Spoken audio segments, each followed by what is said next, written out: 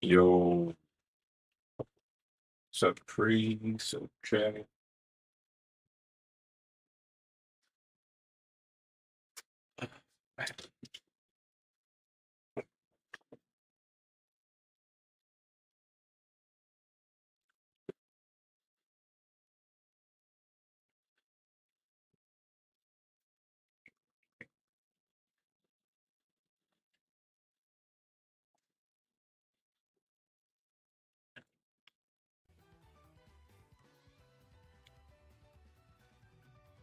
Shoot.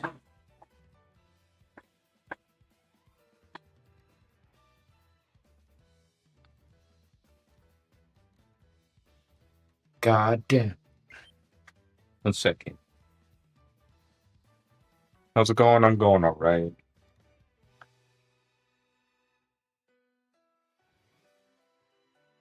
I am going all right.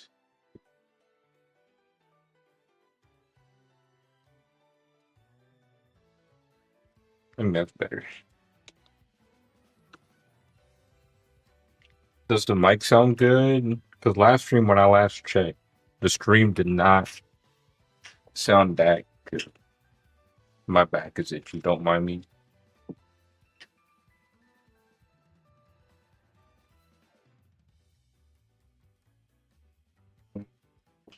Gonna have to find me.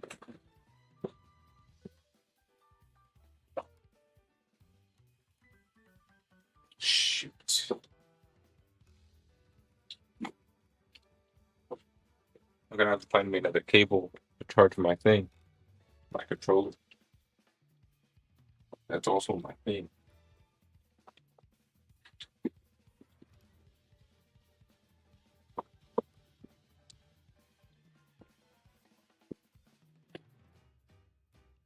But yeah, Priest.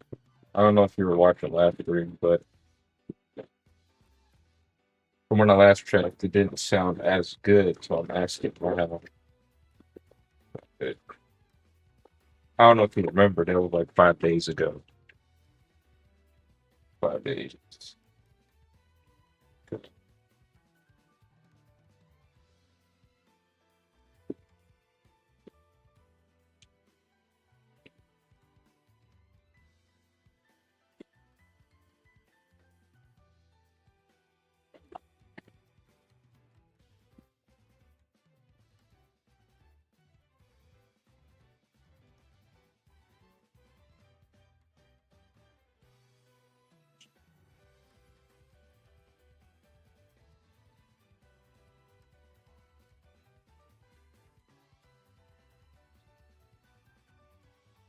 I don't think it's gonna reach from right there.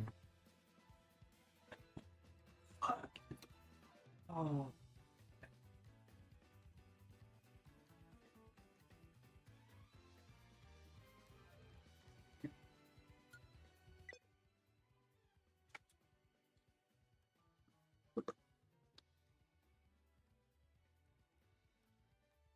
I look so skinny on my thing. I look too damn skinny.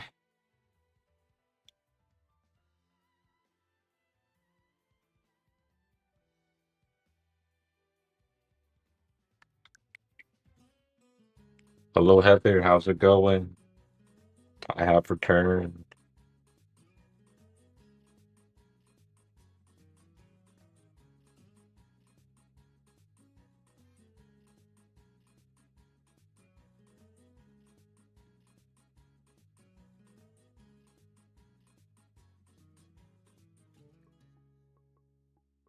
That's good. That's good.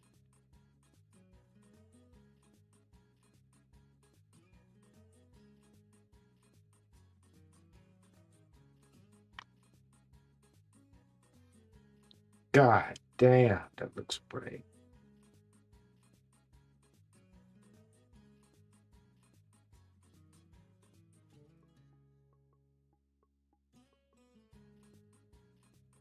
The camera's not tilting.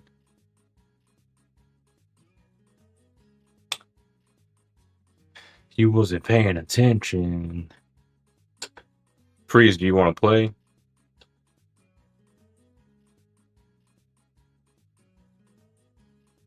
If so, do you want to hop on call? I'm down. If you want.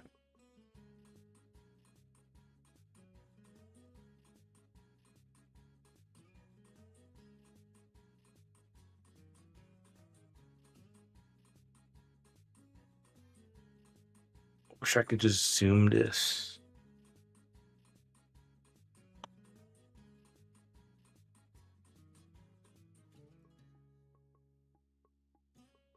I mean, I could.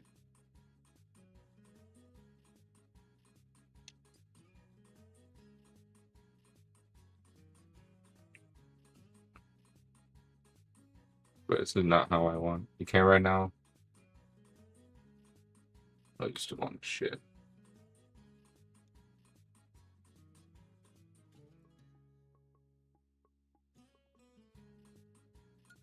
Well,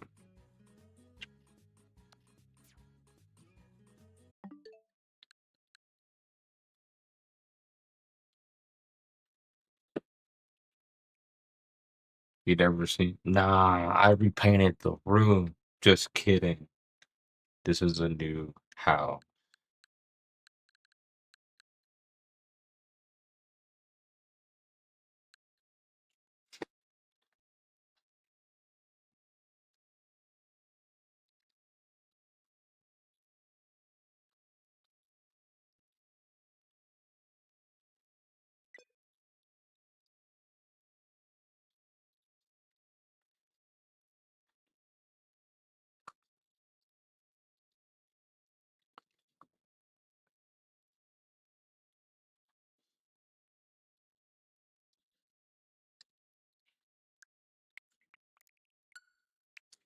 So we're gonna start off with Mario Kart.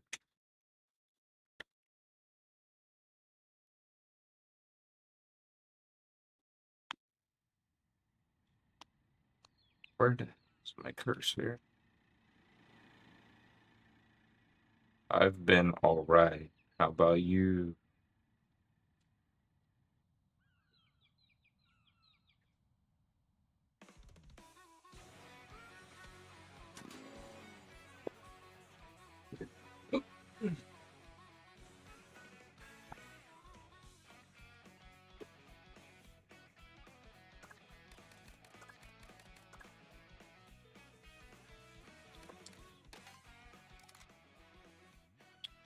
That's good.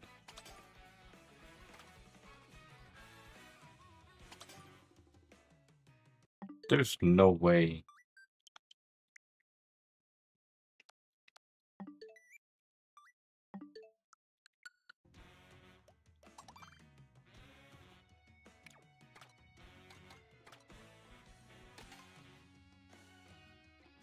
What's good? I'm alright. My channel is not as good at like it used to be.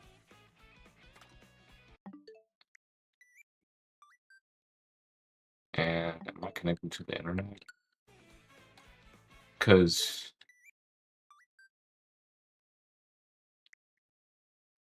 unless they're appearing offline, I don't.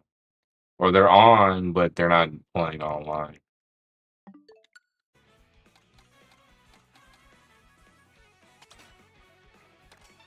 Do you want to join, Dan? Anyone? I haven't played video games in a week.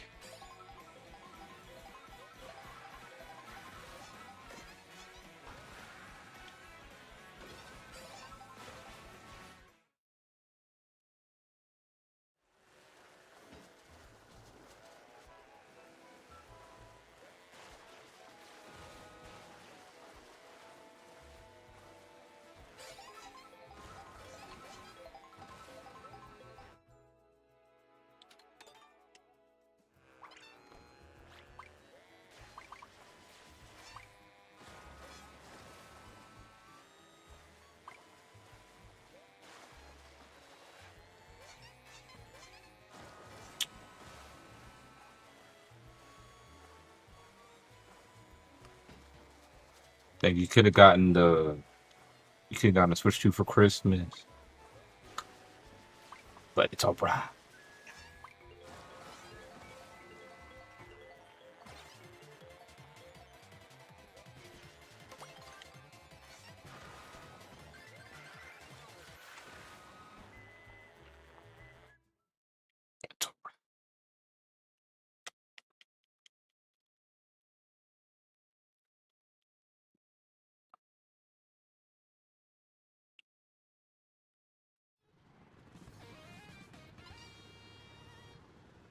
Might have to make a new YouTube video because I haven't made one in a while. The past two YouTube videos I done went really well.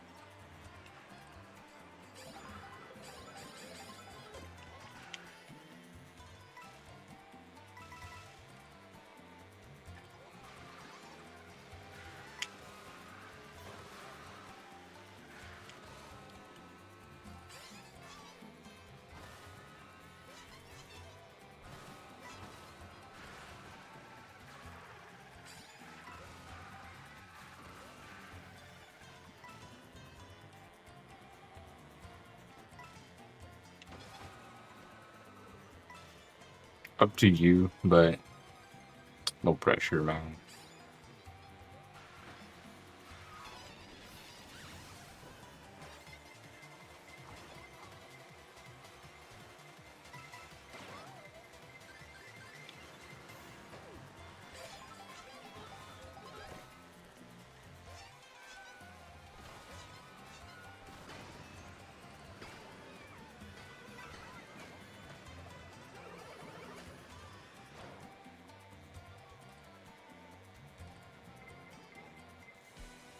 I want to play Retro Rewind.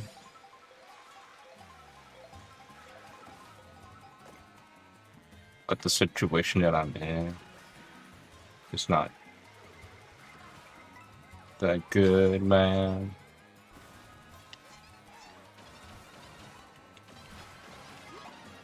Really?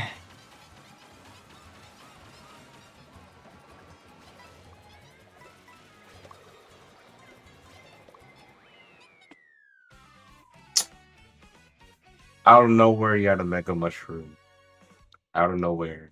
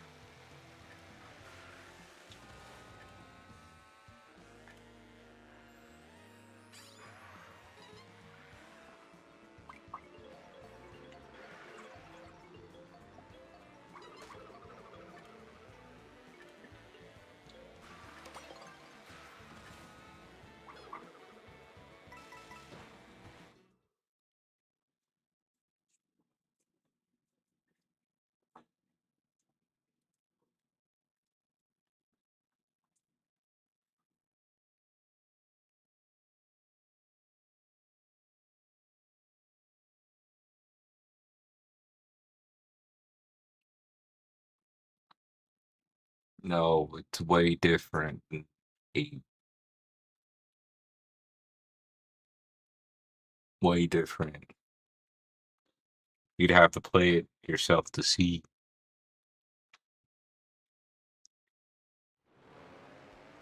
I'd say Mario Kart 8 is a little closer to Mario Kart Wii, or they're a little bit more similar than just Mario Kart World and Mario Kart 8, or Mario Kart World to Mario Kart Wii.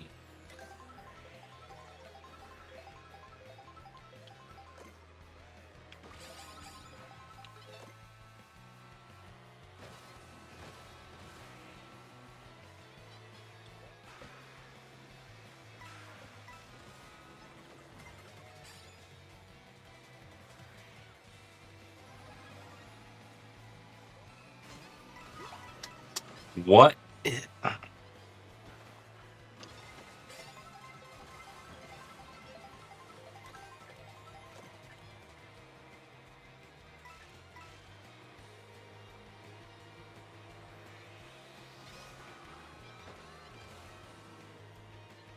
think I have the game volume on.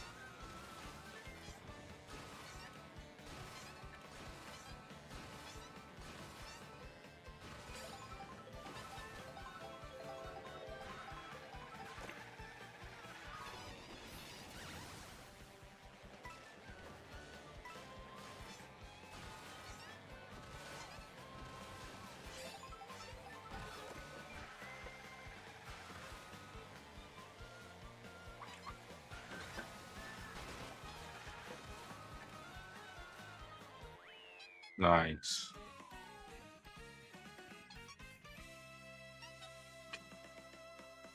We pulled the mushroom in third. That's all it took.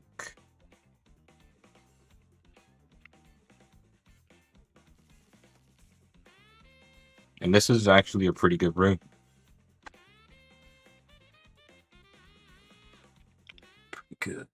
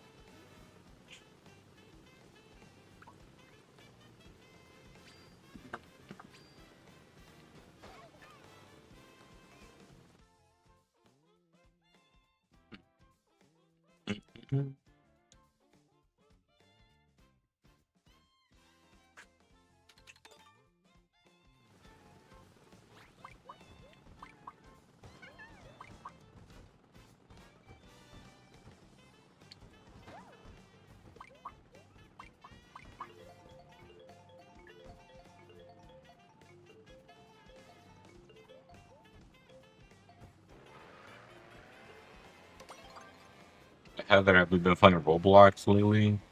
I know that was the main thing you've been playing since um we last played video games together, or I last seen your videos.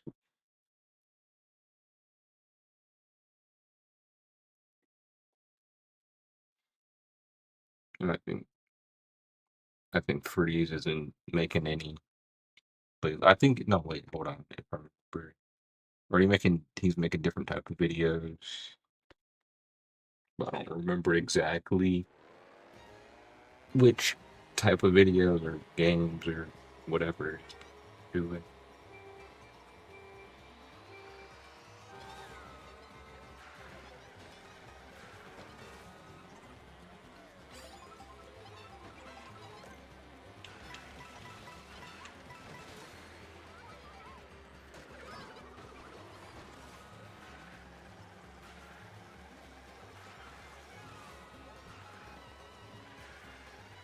Yeah, I heard about that because of like the Predator stuff that has been going through.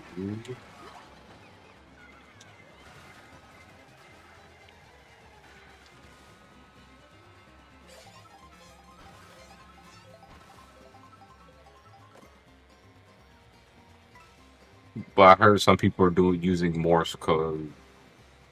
They'll hop.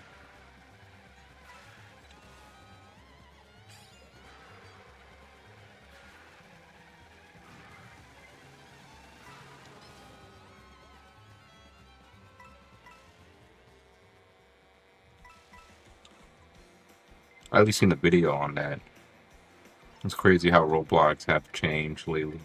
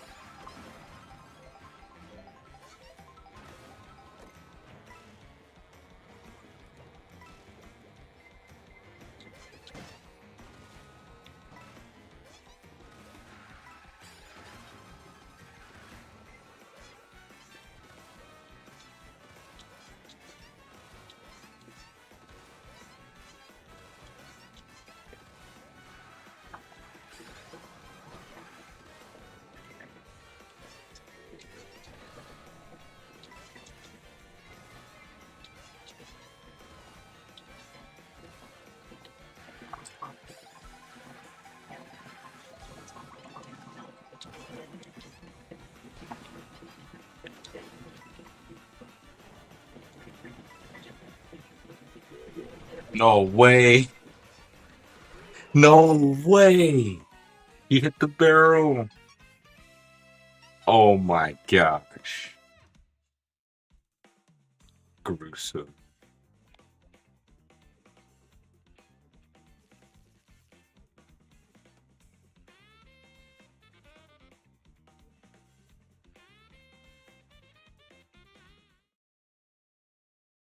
I see.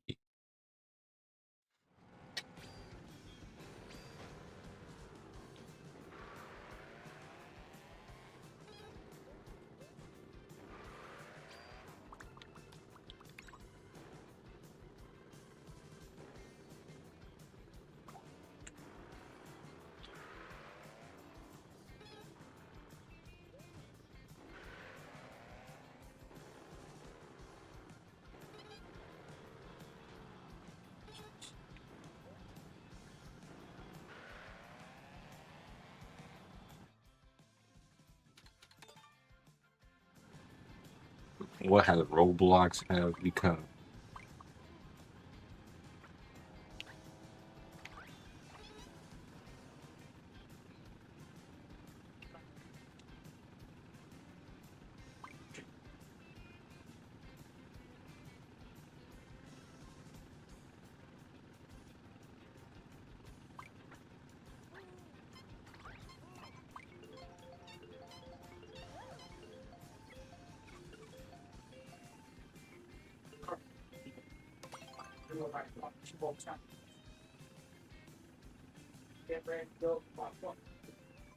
Yes, only certain Switch One games. Certain Switch One games, not all of them.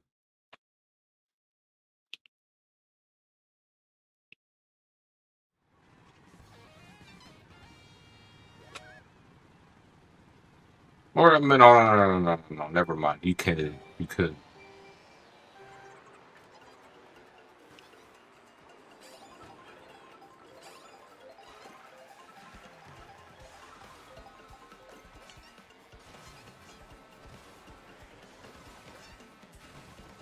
You gotta be serious, bruh.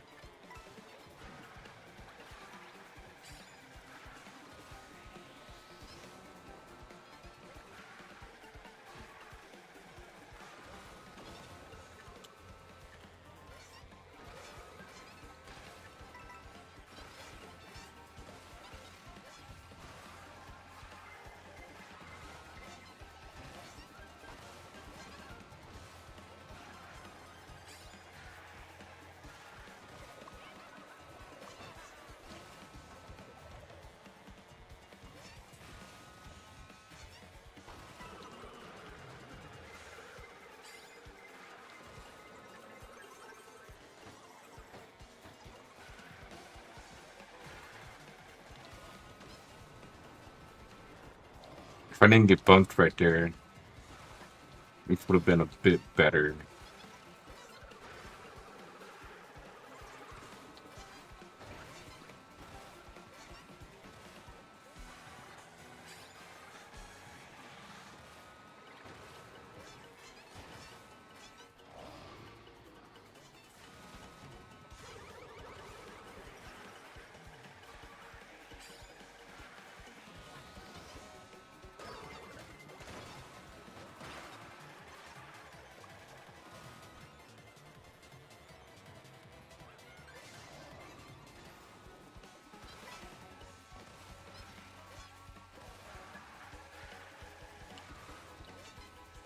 Let's go.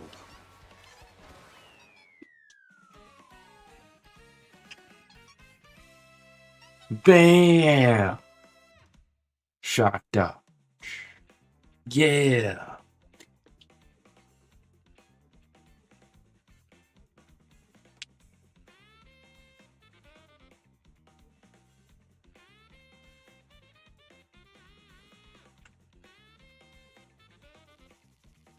That was crazy. I wouldn't have dodged either, by the way, if I didn't get hit a bit sooner.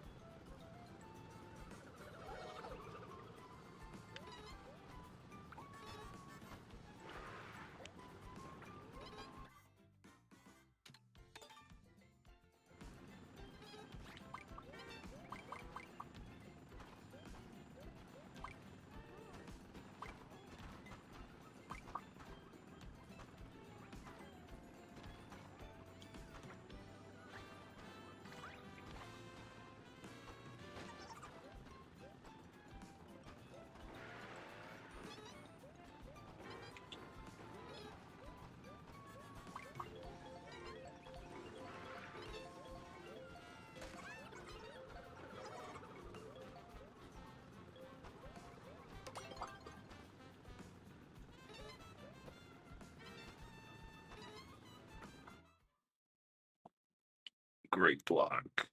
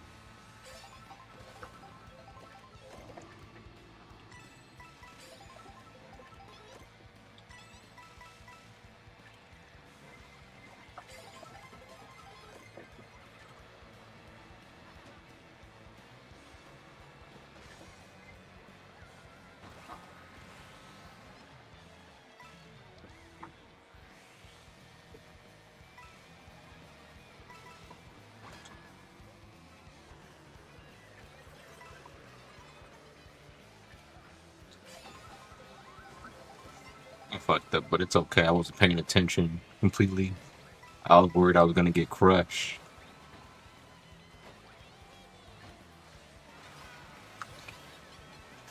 Oh,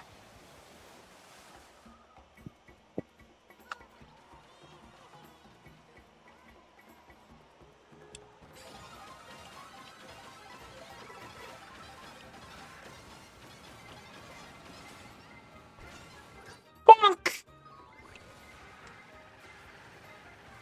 I fucked up.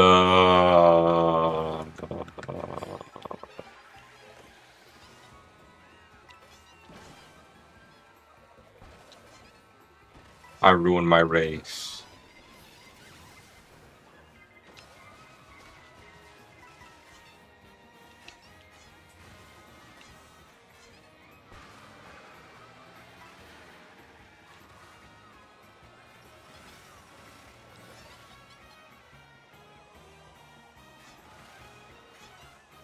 Shit. Okay. I thought because I missed the ring, because I wanted to get out the way for a second, that someone was gonna pass me. But it's alright. It's alright.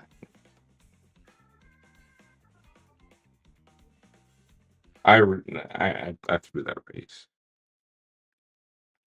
But it's alright, because I haven't played this game in a bit anyway.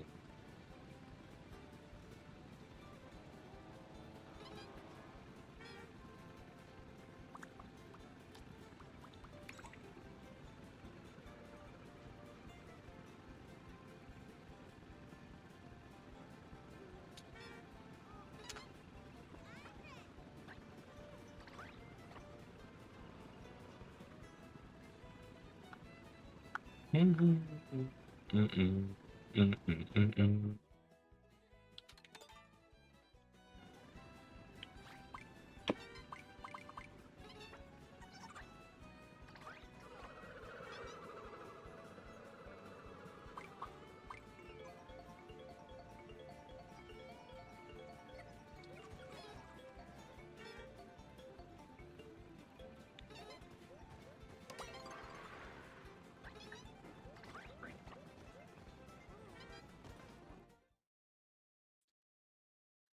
Some new stuff have been discovered in this game too while I was gone.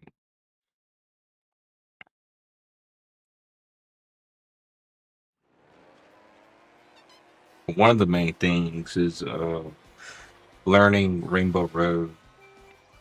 Got one big shortcut.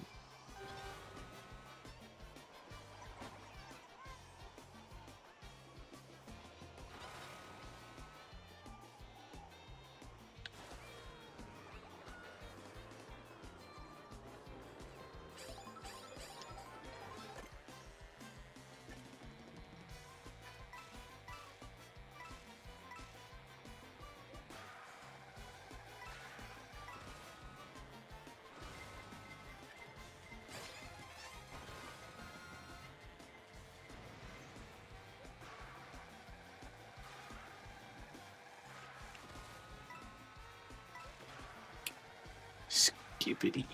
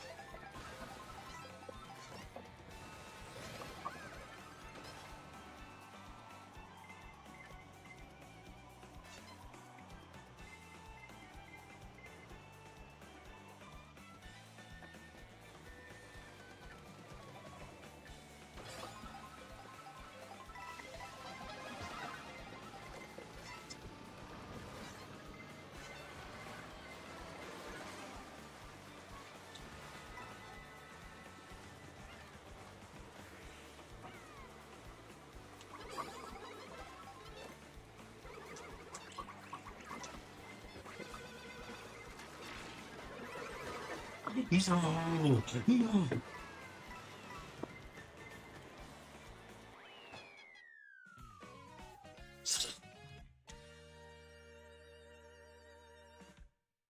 Dude.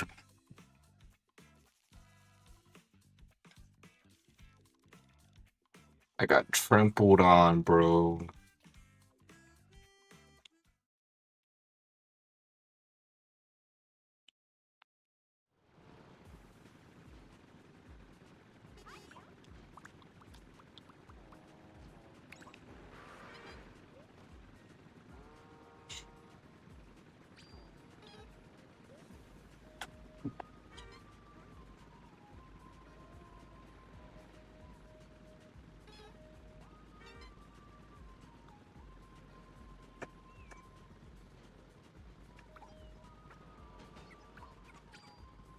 Do do do do do.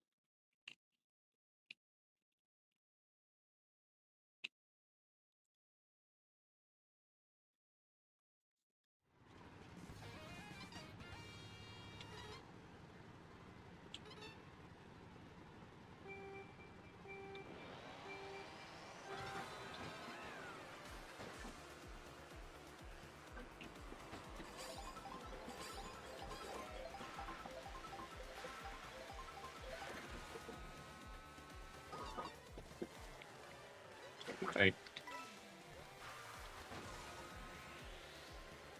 It's okay. Got these coins right here. Okay, that green ricocheted. I don't know.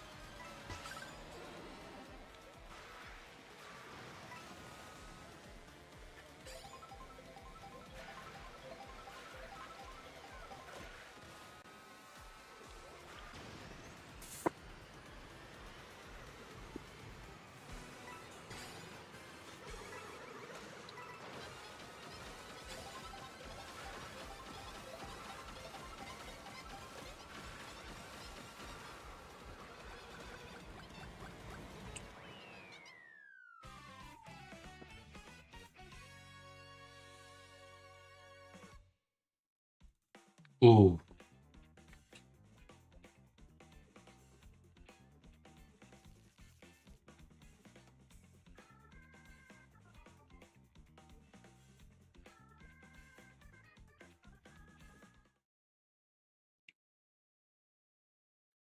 Man.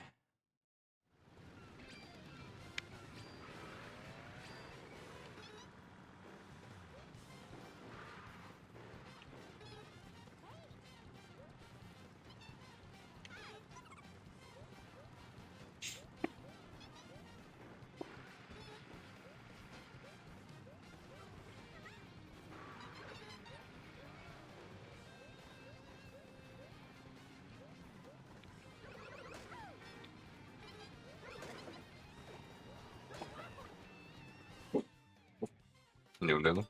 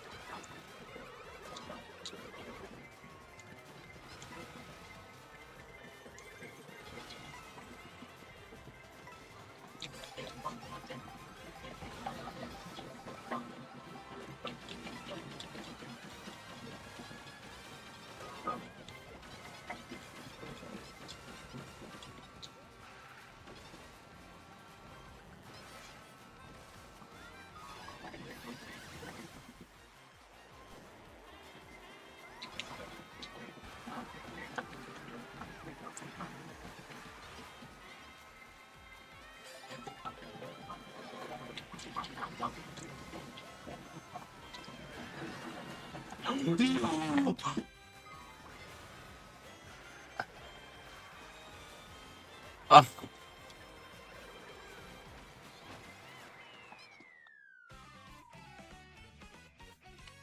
my mushrooms had to be taken, and not only that, I had to get bumped off the track.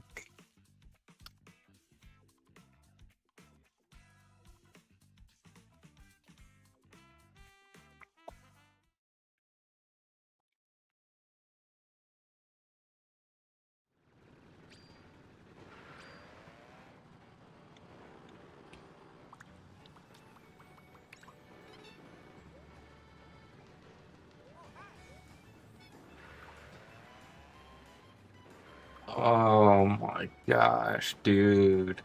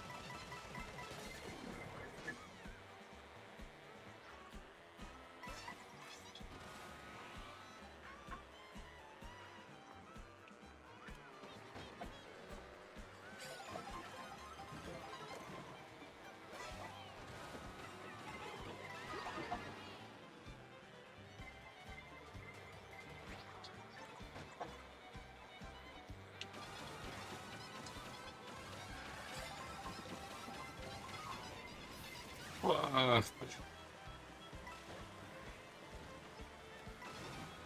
I didn't get a dodge either.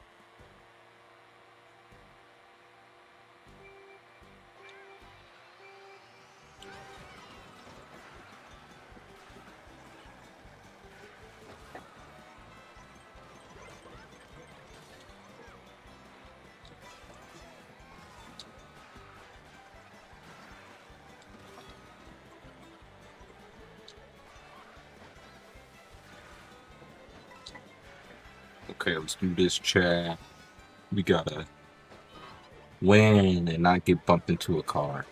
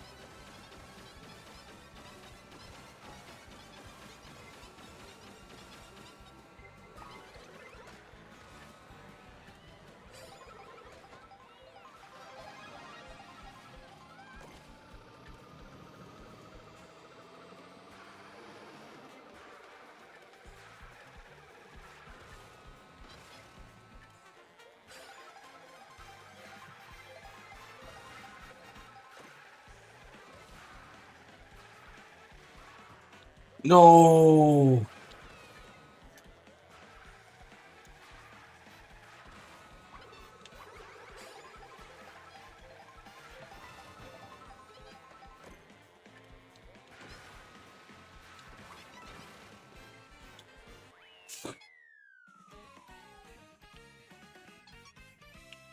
We did that dang, chat.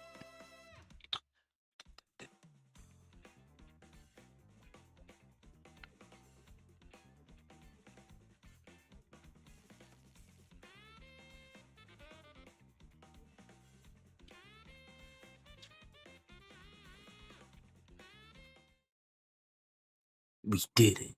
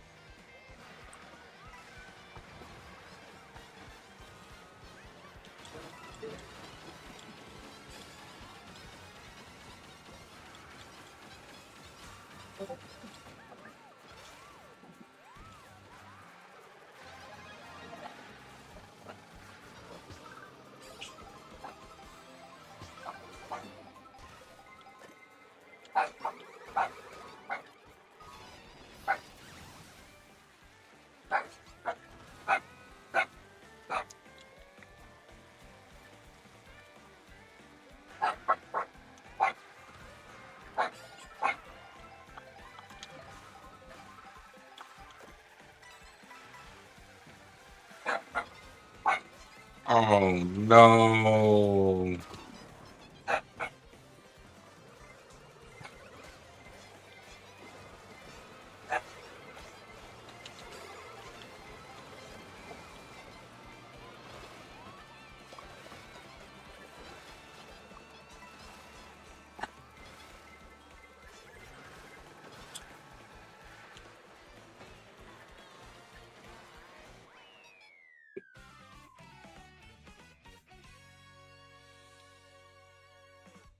That blue shell fucked me up, bruh.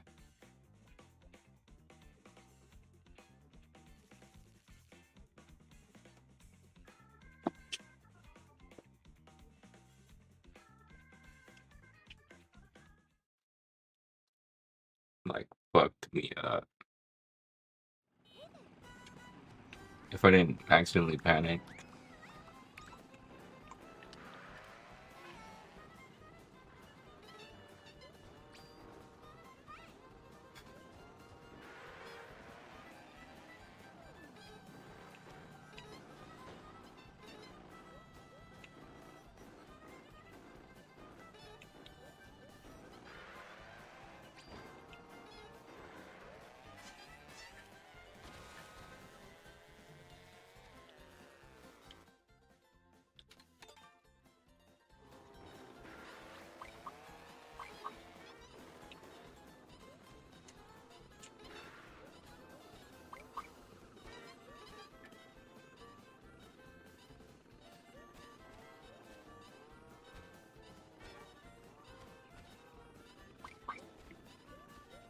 Do, do, do, do, do, do, do, do, do, do.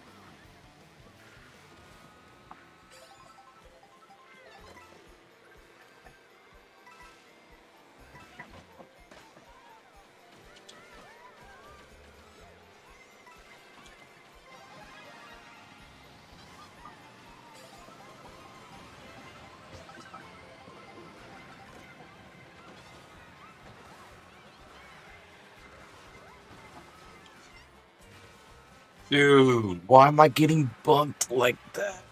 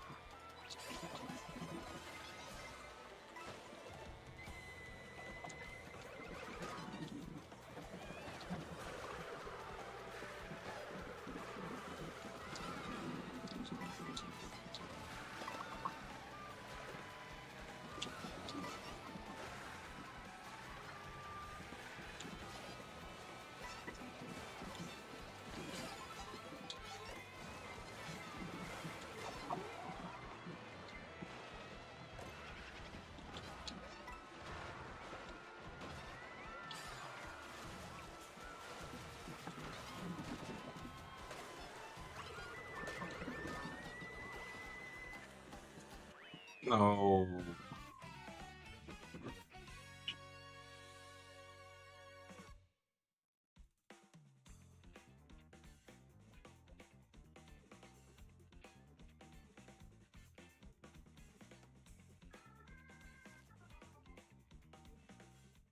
Damn.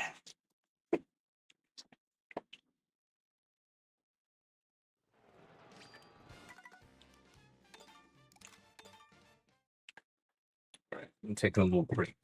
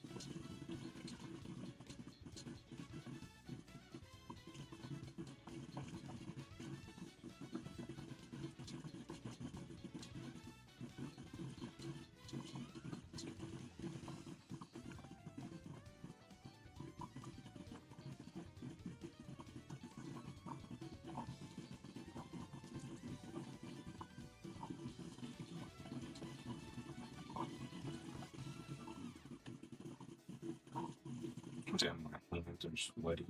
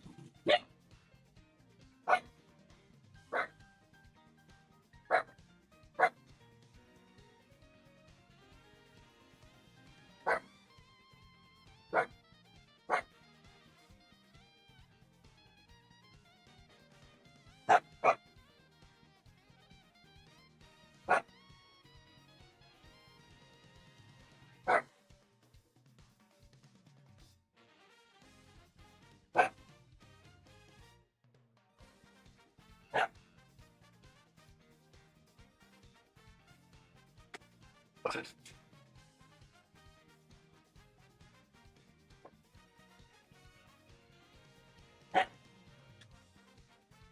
there's nothing wrong. Looks like canteen.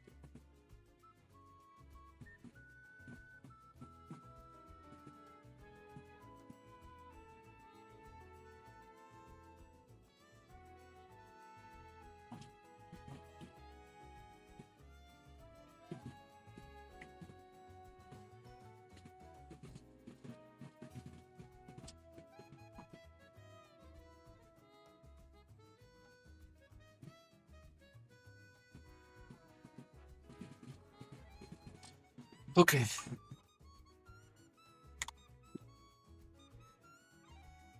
Looks like a check.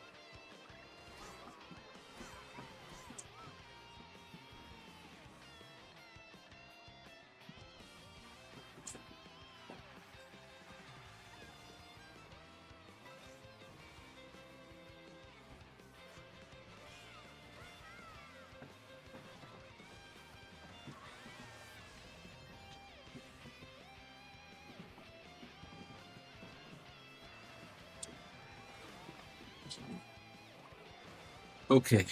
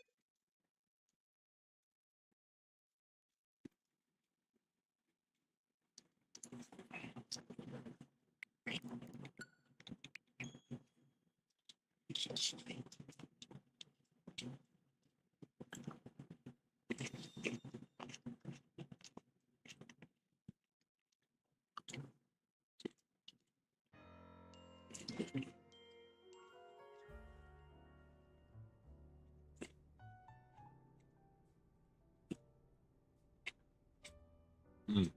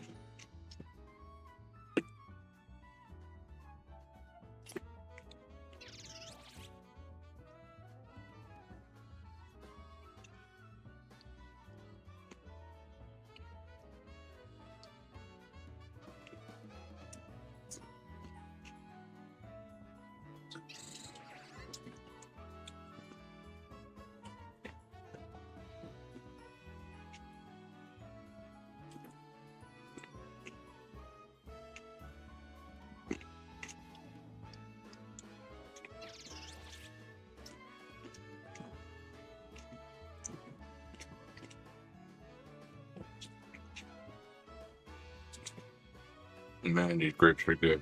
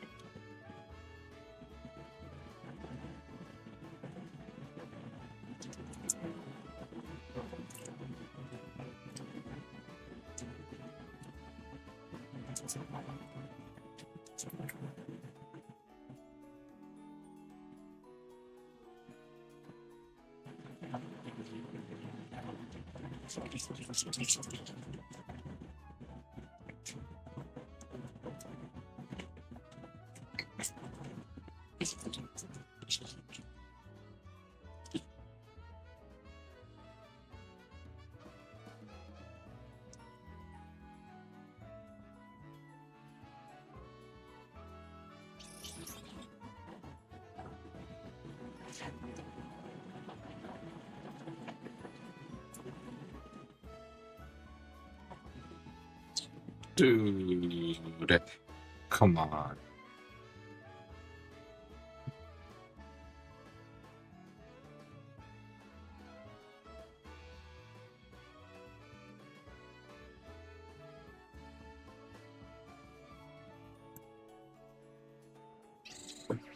What was it called? Yes, I remember.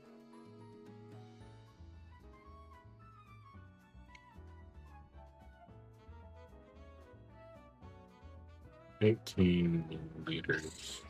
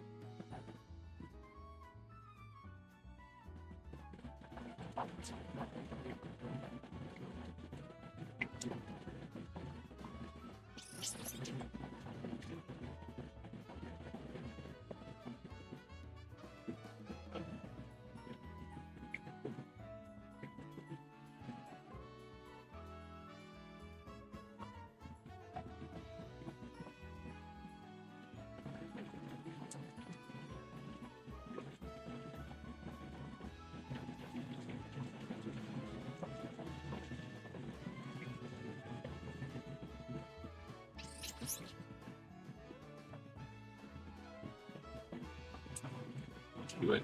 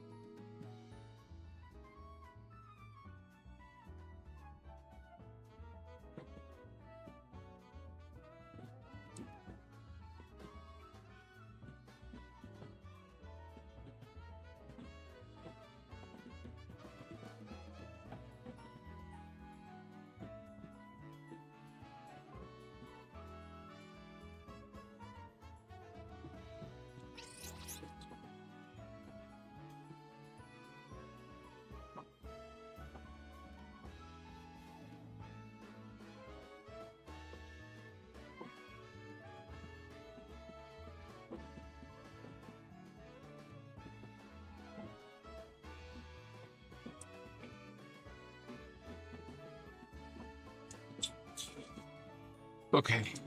Nice.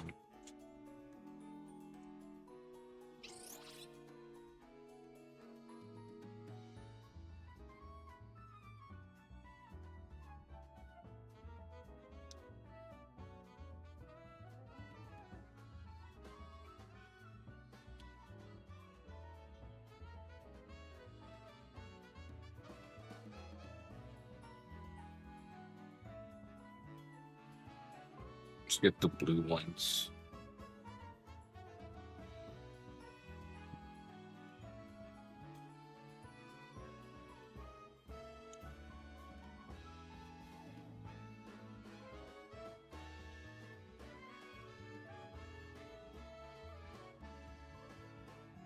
Oh, shoot. No.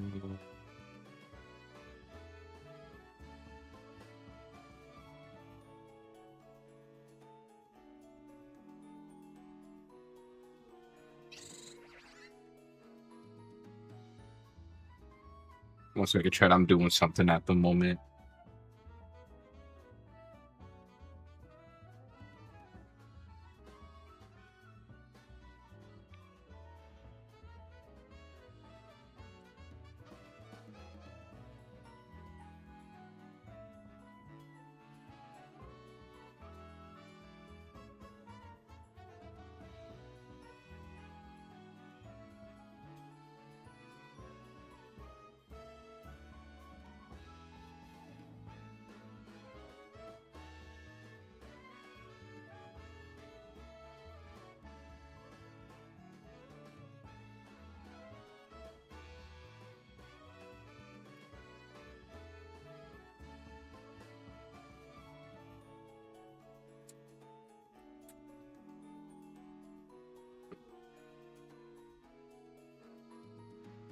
I'm gonna get the set at 2.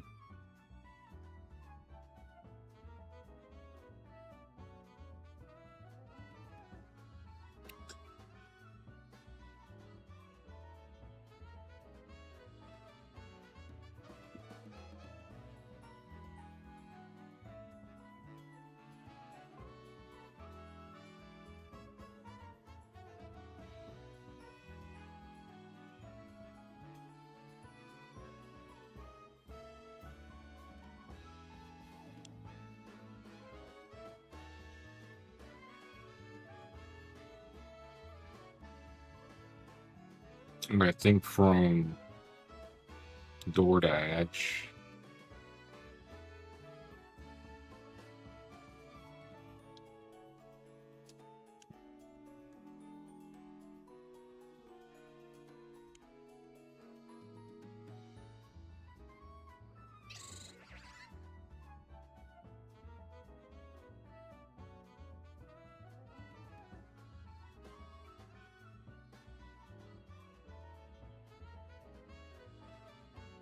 think I can't load anymore.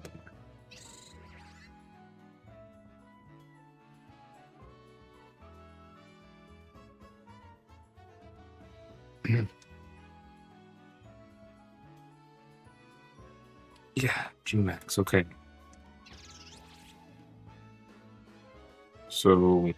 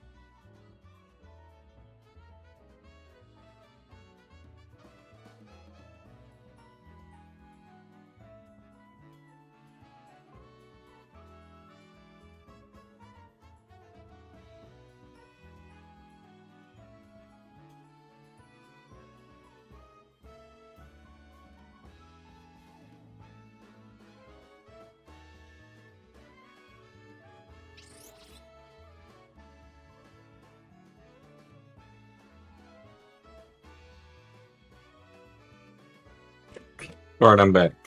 Now let's go. I'm gonna go over.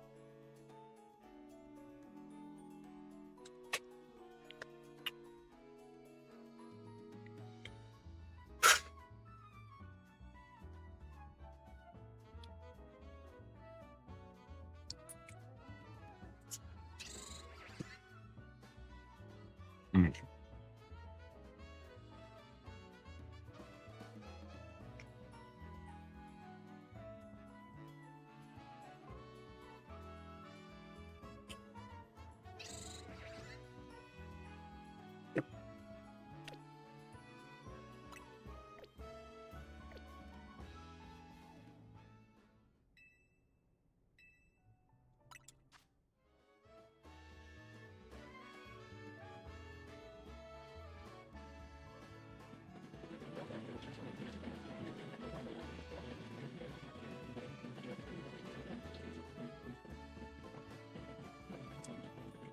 For the cooler recipe. Okay.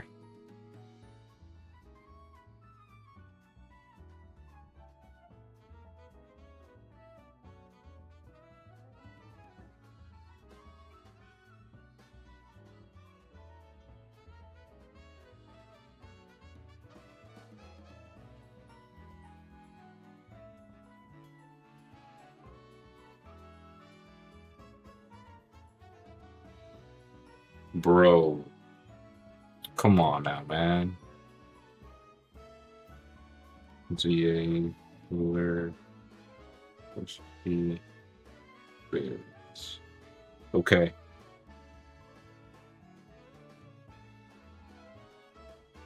Three Hapatenga.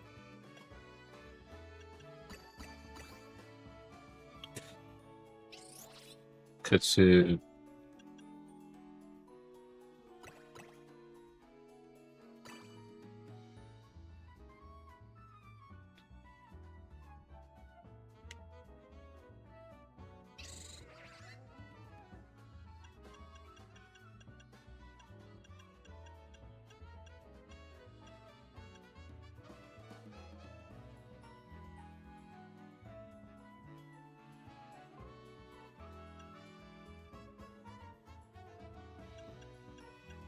Dude, come on.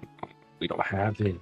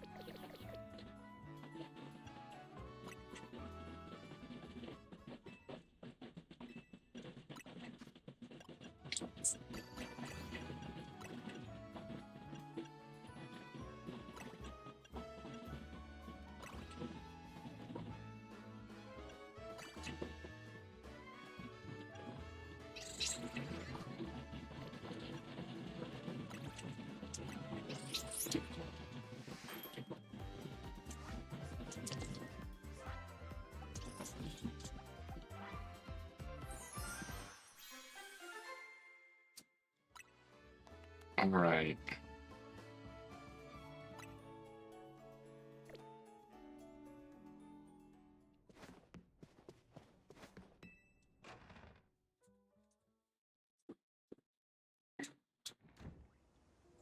It sucks I didn't have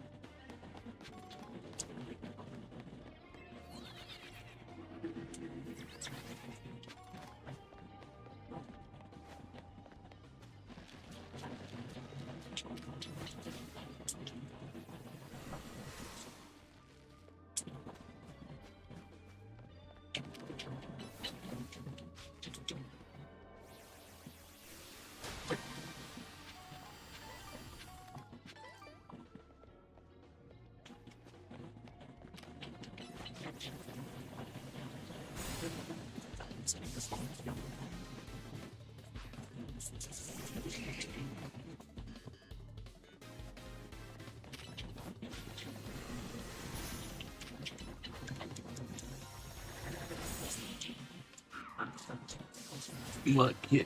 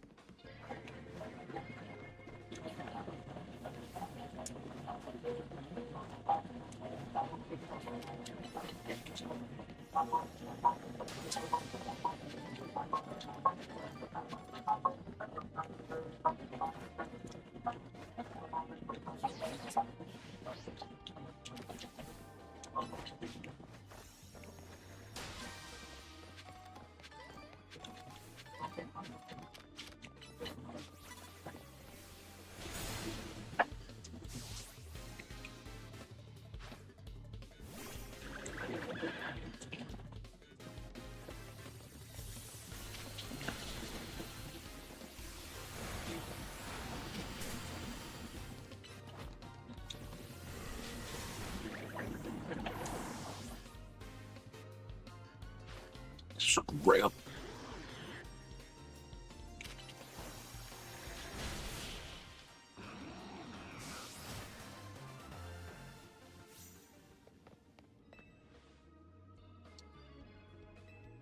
Oh man, I see the mystery again.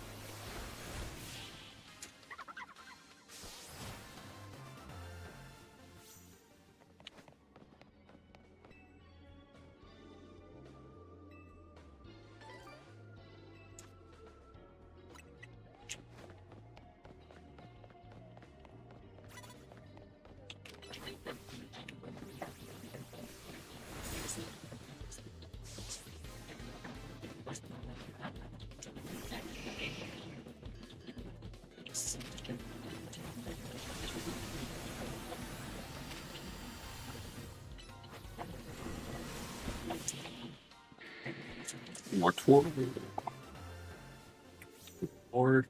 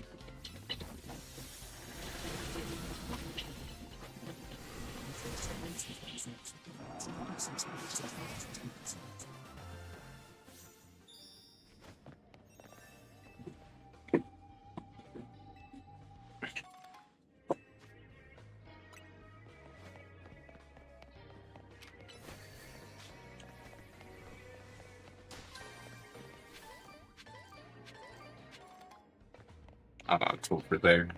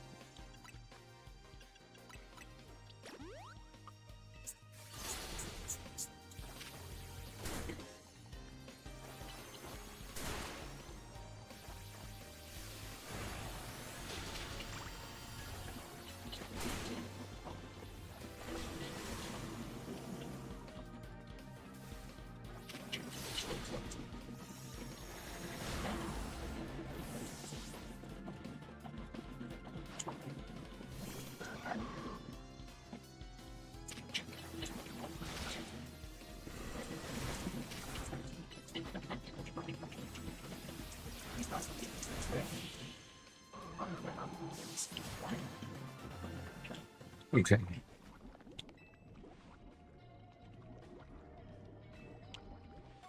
A bottle cap. Ah, come on, bro.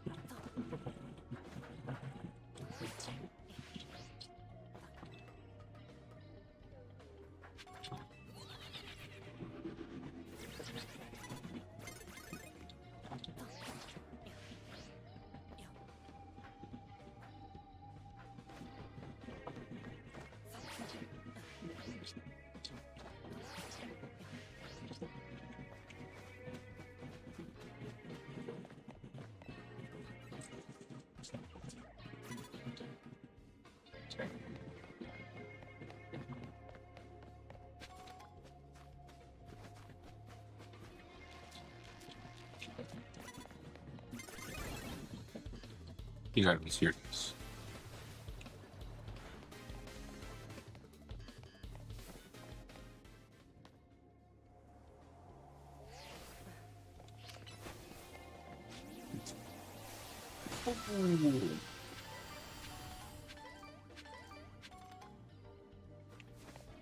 All right. I think that's everything here.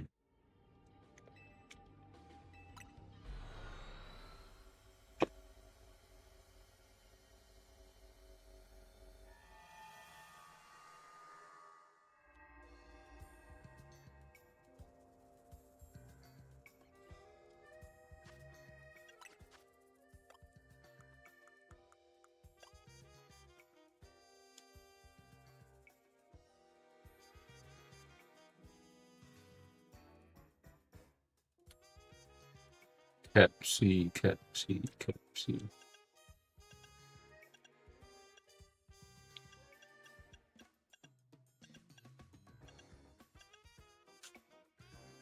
Dude, we got every other berry.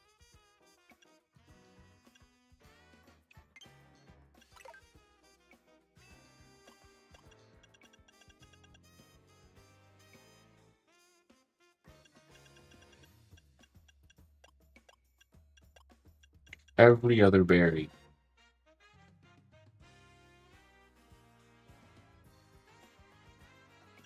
Besides Qualla, I guess.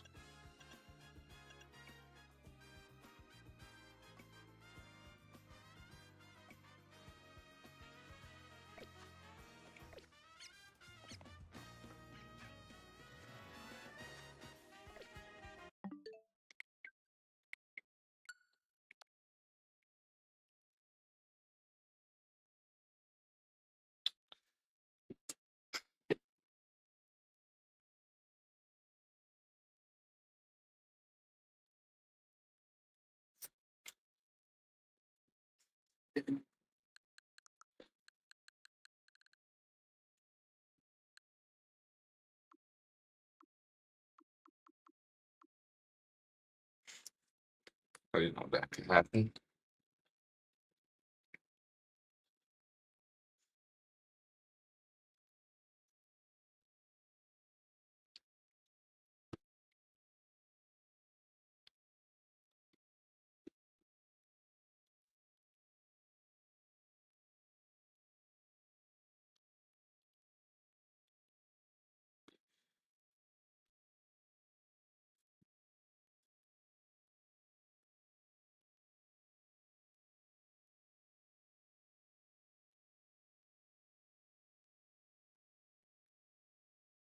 First wash in 30 years. It's crazy.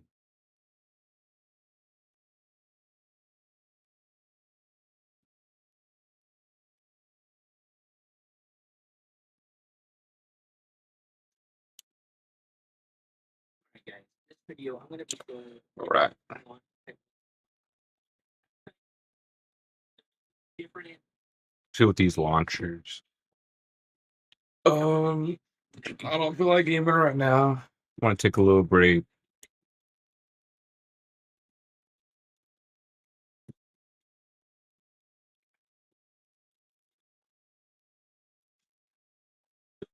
The stream's been pretty quiet anyway.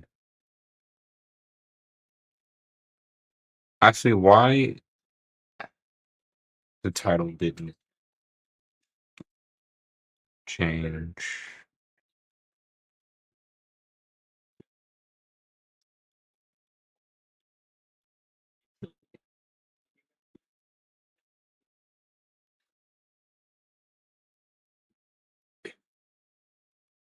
So, from the safest there is one issue with this one, and depending on how you do it or how hard you want, you can get rev up right here, which is where the Beyblade like revved up before it starts to slows down, which can make it prone to stallers or other attacks.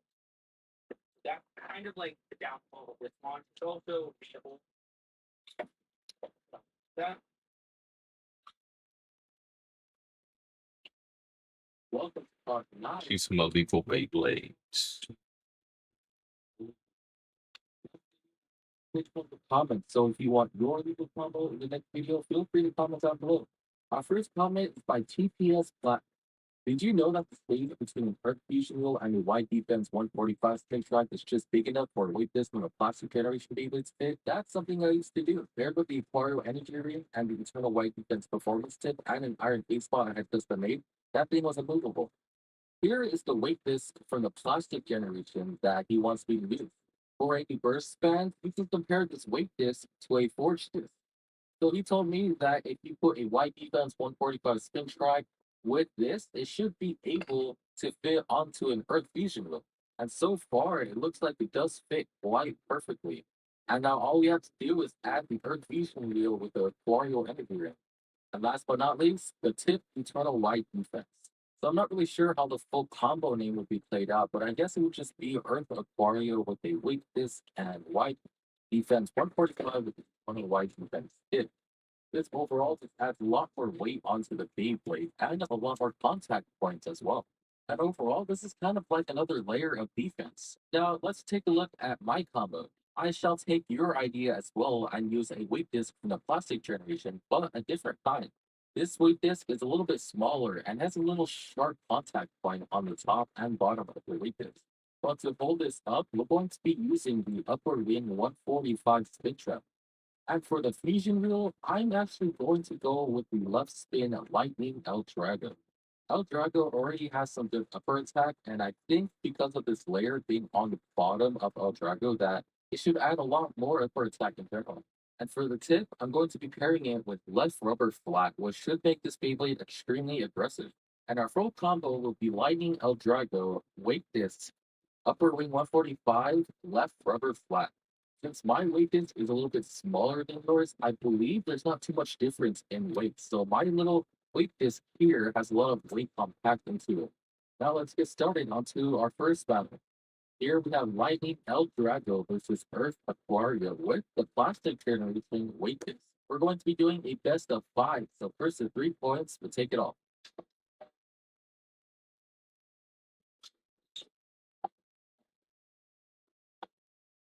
It's a 3-hit combo by El Drago takes the win, and now the score is 1-0.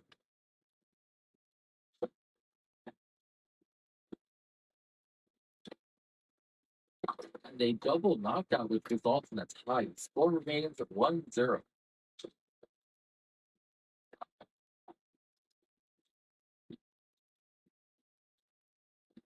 And a nice hit from El Drago there knocks out Aquario, and now the score is 2-0. Aquario not just only knocks out El Drago, but Charmander as well. Now the score is 2-1. El Drago gets the perfect angle on Aquario, and now the score is 3-1, which means El Drago takes the win. This was an extremely fun battle to conduct because I'm a huge fan of the plastic generation, and I'm just kind of. I know you could do stuff like that with something else, but I didn't know you could do that with like an older generation Beyblade. Put the top over, you get surprisingly smooth wheel. This combo with Big Bang Sweetness R145 with the RSF tip. So Farron wants me to flip the Big Bang wheel, specifically the bigger portion, upside down and lay it just like this, which just basically changes the directions of the wings. I actually did not have the Cygnus energy ring or the metal faceball on me during this recording, so I just did the old regular Big Bang Texas combo with the R145 spin track and the RSF tip. If you look in the fusion wheel, the directions of the wings have been changed, and now theoretically it should be hitting harder as the pointy side is actually being in contact with other Beyblades. But from seeing the spin track plus tip combo, I think this combo is meant a lot more for defense rather than attack. So for my combo, I'm going to be doing something similar. We're going to be needing these 3 parts, the AB145 spin track, the circle flat tip, and the metal ring of the Blitz fusion wheel. And to complete this combo, we're going to be needing the Cygnus fusion wheel specifically in attack mode. And for the energy ring, we're going to actually be going with the Striker energy ring. And our full combo name should be Blitzcrest Striker AB145 Circle Flat. This Beyblade should have This Beyblade looks pretty cool. the Blitz Fusion wheel on the bottom. This has many contact points that should be able to do some good hits onto other Beyblades. And because we have another fusion wheel in this Beyblade, it has a lot more weight than usual. And a gimmick that I've noticed that this Beyblade just has is that the Blitz Fusion Wheel actually free spins. I've also noticed that if we flip the Blitz Fusion Wheel, we can actually stop the free spin portion, but I'm actually just going to keep it. I'm looking forward to this match as we have a legal version of Big Bang Pegasus and a legal version of Blitz Striker. We're going to be doing a best of five again, so first to 3 points, we'll take it off.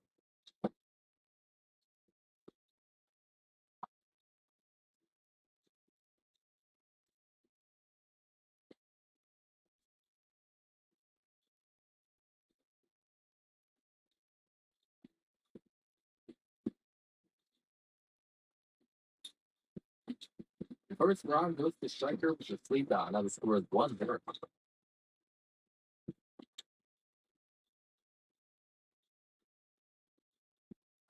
Great counter attack by Big Bang Pegasus there. Now the score is 1-1.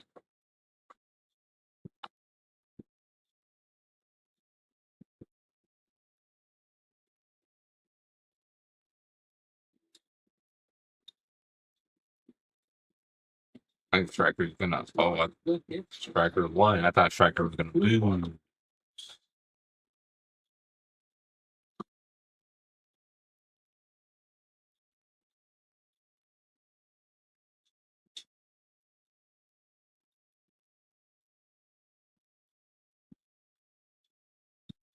Striker takes the win with another Striker won. Score is now 3-1. That was honestly a great showcase of defense by Pegasus there, but at the cost of stamina. Striker took advantage of that and took most of the wins. Now let's move on onto our third comment. From Coach Steel, I have a side L Dragon combo for you to try out, but it has some different parts. His combo is Metal Faithful Side L Drago BD 145 Rubber Defense Black. This combo has pretty much maxed out defense stats and solid LED. This combo is extremely similar to a really top tier combo with zero G parts called Dragoon Winding BD 145 Rubber Defense Black. I actually did face against a Dragoon Wyvern combo in a tournament that I went to recently and got completely smashed by it. So I'm really not that confident in beating this combo. And here we have Side El Drago BD 145 Rubber Defense Black. And just like before, I did not have any metal face faults to use. This Beyblade basically has everything you want in a Beyblade. Decent attack, good defense, good stamina, and good LED. The overall weight with the rubber defense flat tip basically makes this Beyblade impossible to knock out. And so for my combo, we're actually going to be leaving the upper half of Fusion Games. Then we're going to need the B230 spin track, but we're actually going to be adding another layer from the BD145 spin track. Now we have two plastic layers on the E230 spin track. So now we technically have 5 layers, including the energy ring, but we add the gear circle flat tip. That totals up to 6 complete layers on this Beyblade. I think I'll call this Beyblade the Bay Burger. We have a total of 7 layers on this Beyblade, which 4 of them are plastic, one of them is rubber, and one of them is metal. An extremely bulky Beyblade that should be able to get some good hits, but I'm not sure if it would be good against your Beyblade specifically. Just imagine this giant wall just completely running at you. Not too optimistic of winning this matchup because the other Beyblade is pretty much half metal with a rubber tip. So yeah, let's see how this works out. Both Beyblades are quite similar in size and overall really bulky, but there is a huge weight difference since Side El Drago has 2 fusion wheels. I'm going to be Okay.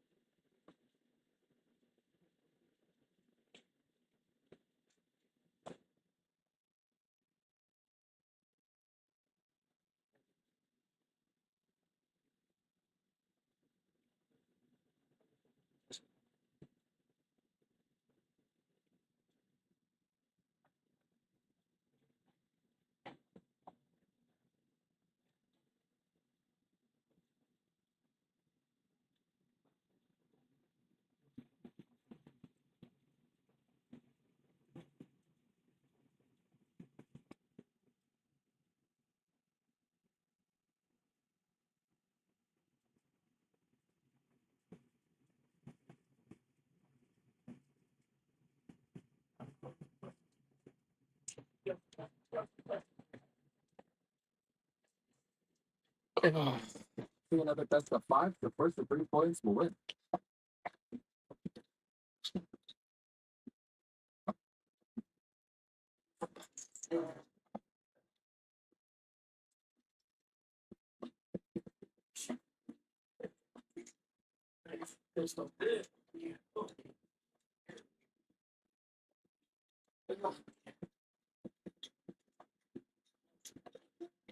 Even Hades did try to knock down our graduate, but pretty much couldn't do anything at all. And now the score is 0-1 for our graduate. By the way, I just want to thank you guys for all the support. I just did turn 21 today, and honestly, I would never in my life think that I would be doing Beyblades at this age. And it's just to tell you guys, no matter how old you are, you guys can still like this stuff. I'm not really sure how my opinion on Beyblades will change in 10 years, but I'm pretty confident that in the next few years, I'm still going to be liking this hobby. Hopefully, Harper told me the super well for the 4th generation of Beyblades and just make this hobby just more popular than ever again. El Drago takes the win by a slight rotation, and now the score is 2-0. Again, if you think you're too old for Beyblade, you're not, because I have gone to many, many Beyblade tournaments, and I've seen people maybe 2 times or even 3 times older than me still playing and interacting with this hobby. Beyblade's Universal. Please take one round.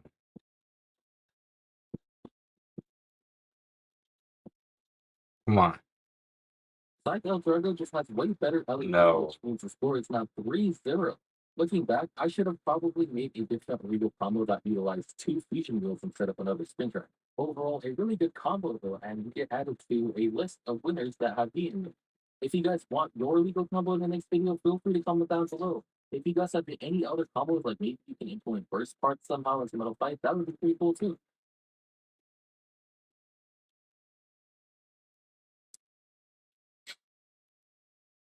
OMG, we're back with another modification That video. was 4 years So, ago. do you guys remember? I don't think I've seen this one. Screws. Here. So we decided to reinvent, remodify this 2D channel. So it's going to be a lot different. And Be right back. You guys, before we get started modifying this Beyblade with all our tools here, make sure you guys like the video and subscribe to the channel. Make sure you hit that bell notification icon so you guys don't miss the next video. Our like goal with this video is 10,000. We're also selling our merch now on Teespring, so go and check it out. Thank you so much for the support.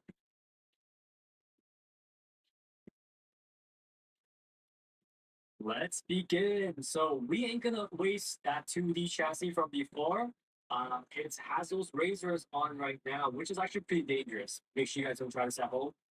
This time we are trying to incorporate these screws we have on this side. I think we're gonna make something pretty cool. And we're getting so creative. There's lethal razor blades, now screws. And this time we're gonna use super glue, so I have this drill right over here. So I guess we just gotta figure out what we're gonna do with this chassis. I think the first thing we'll need to do is just so it looks like it's pretty easy to cut them off. Man, technically we already salvaged this 2D chassis. We can actually just use it as it is. But why stop there? Let's make this thing crazy. My idea right now is to make it like Frankenstein, right? So we got screws like sticking in to the blades or into the plastic. I don't know if this will actually fit inside because there's not much room inside the like rubber blade area to actually have the screw secure. So what do you think of like this? Like, would that look cool? Or would it be the other way actually? If it's the other way, we can like slip it through like this. Lethal. Yeah, it's too lethal. I think that's too dangerous. Like, well, I mean, we already did razor blades, so I mean, this is already kind of a little bit safer, in my opinion. I'm kind of like brainstorming in my head right now. I feel like we might need to bring back our best friend super glue or gorilla glue, because this makes perfect sense if we were gluing it like this. But I think we're gonna try drilling. Maybe we can even drill in here. Yeah, drilling into the black plastic probably makes sense, right? Yeah, so I'm just worried that we can't even click the bay in afterwards. But I guess we can try. We can also get out after. All right, so we have decided to drill into the black parts of this bay because I think that will make things a bit more stable without the screw won't like wobble around.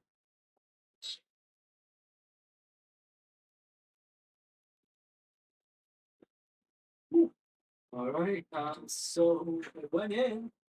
It's all the good part. It's all like crooked. Because there's already like some sort of screw in the bottom area. Well, I guess we are going for that Frankenstein look, right? So that's perfect.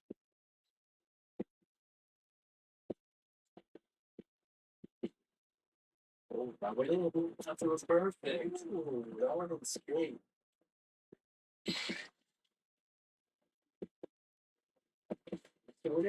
Oh, made contact with the metal in there, I think. It was a little bit crooked, not too bad. Yeah, it looks like so funny already. This is cool. This is going good, guys. Chapter 4.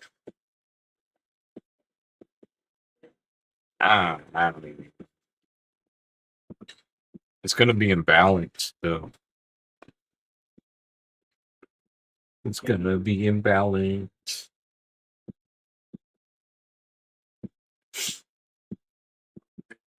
Especially because of that one screw. It's like at an angle.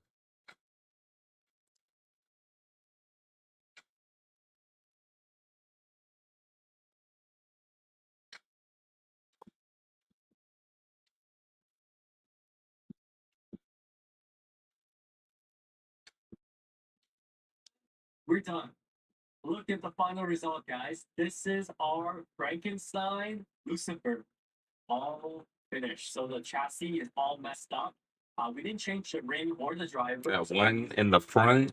Oh, it makes it look ugly. Without using any It's like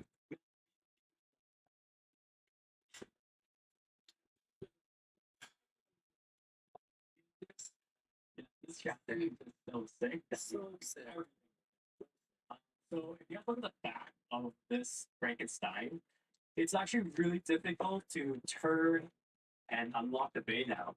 Also, we have a burst lock feature because one of the screw actually like went a little too downwards. Yeah, that was making contact with the actual metal piece of the chassis. So what we thought was a mistake became a feature.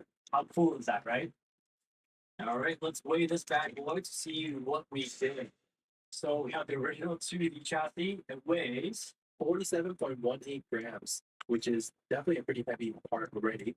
And then our Frankenstein, upgraded with all the screws, 66.85. All right. So basically added 20 grams of metal. And you guys know, heavier doesn't always mean better. So we gotta test this in the stadium and put up against on the other base. Hopefully it doesn't hurt them too bad. Dude, I feel so bad. It's just like when we battled with razor blades and stuff. Don't cut. All right, Glide Ragnarok, you're up. It's test spin time with our Frankenstein Beyblade. And I think you guys are waiting for this because we're going to be doing some battles too. All right, let's do our first test spin. 3, 2, 1. Say what? Pretty stable.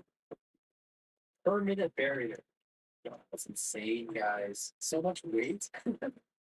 You made 200 things. Let's go. Look at that upwards attack. That was insane. Got you jumping. 3, 2, 1.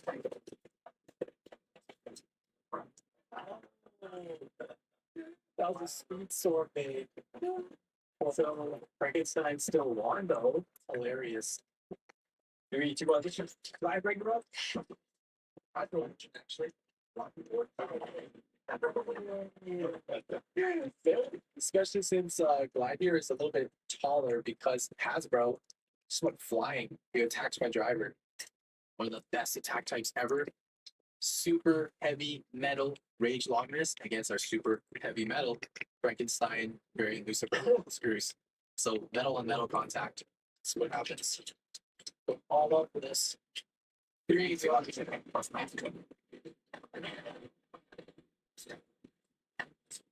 Metal berries. Oh, so God. Oh. I know it was giving like back and forth, really giving me a bit of spin at the end. Legit. What the heck? Let's do it again. Look at this, guys. The tongue is being forcefully extended.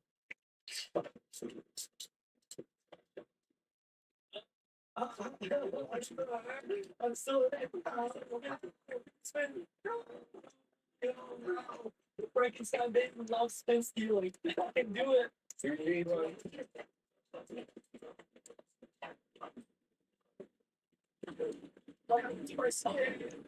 Just when you thought I was dying, because I'm coming back alive.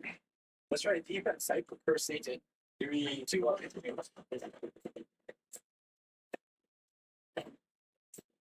Those boulders. Wow, very effective. Nice. The key is not to attack too hard. Okay, how about Barrage Fafnir and Absorb Mode? 3, 2, 1.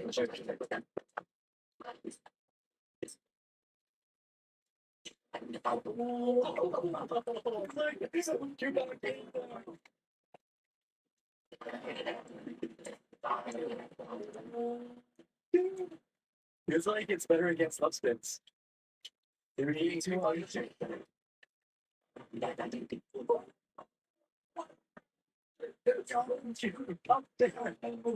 You said Barrage Fafnir up into the air, straight into the pocket. Like tough, perfect duck. Oh, I got it. So sick. Alright guys, so that's it for the modification video on this new. I thought it was gonna end up worse.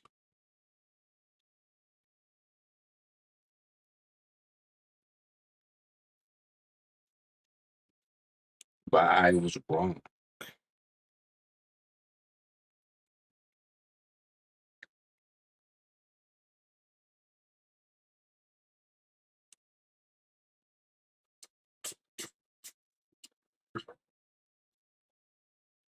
OMG! What's going on, guys? Welcome back to another customization video. And this time it's another illegal customization.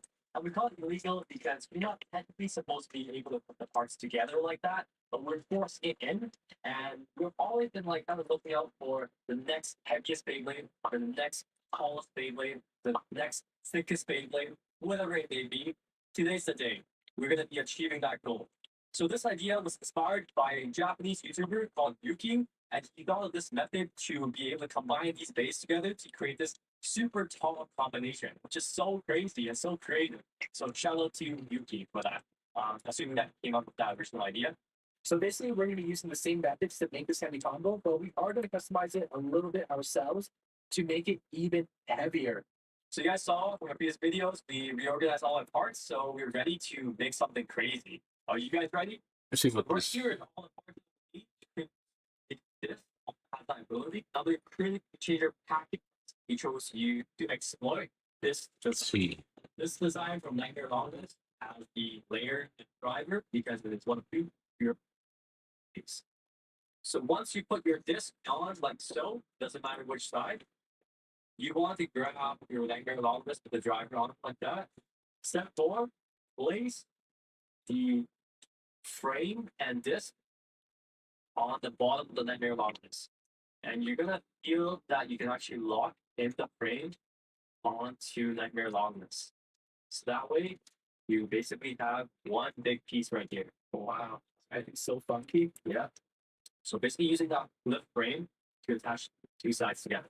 For step 5, this is where we'll need our master base, and we're gonna place it and lock it in.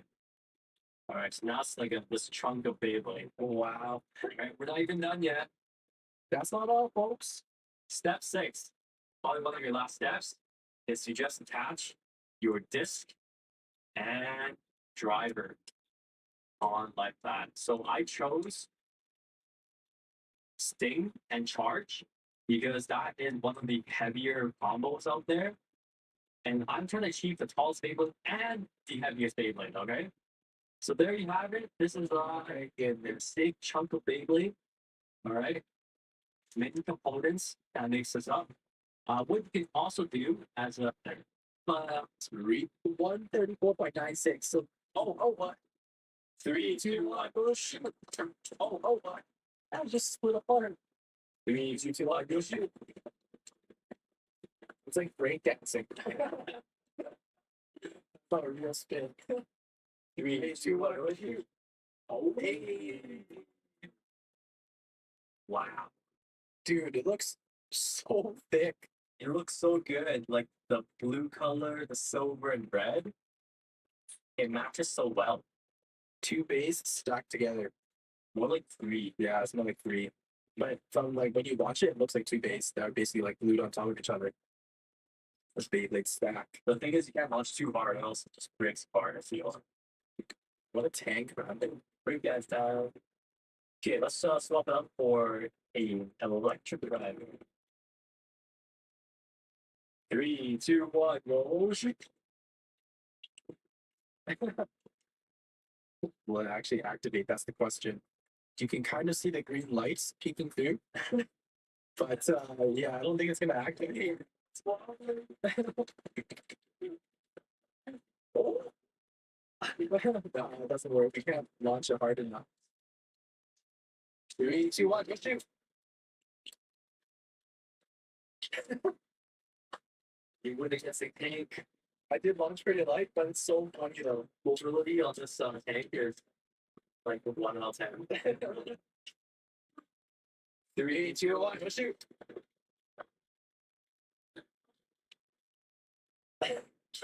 Oh, almost got sent out of the stadium. Can't knock me out.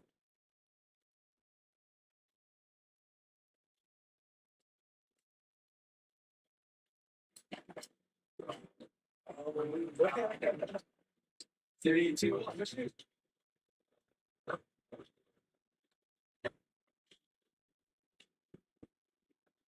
Like the final boss. He's Got knocked out. let's step it up to a GT Bay because he's Grand Dragon. Oh no. No, 3, 2, 2, 1, go shoot!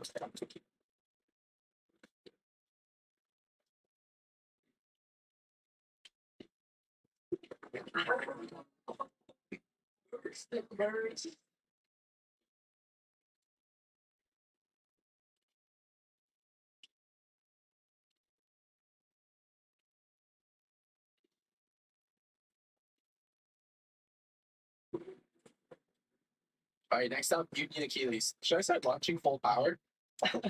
3, 2, 1, go shoot! Oh, Union, no! 3, 2, 1, go shoot! There you go. You can do it. Oh. Yo, I was like, yo, turn Phoenix move, yo. Or it was like a bullet driver. Came apart. I thought I won. Oh, that's sick. All right, guys. So, what are you guys think of our customization here? Is it legal? It's okay.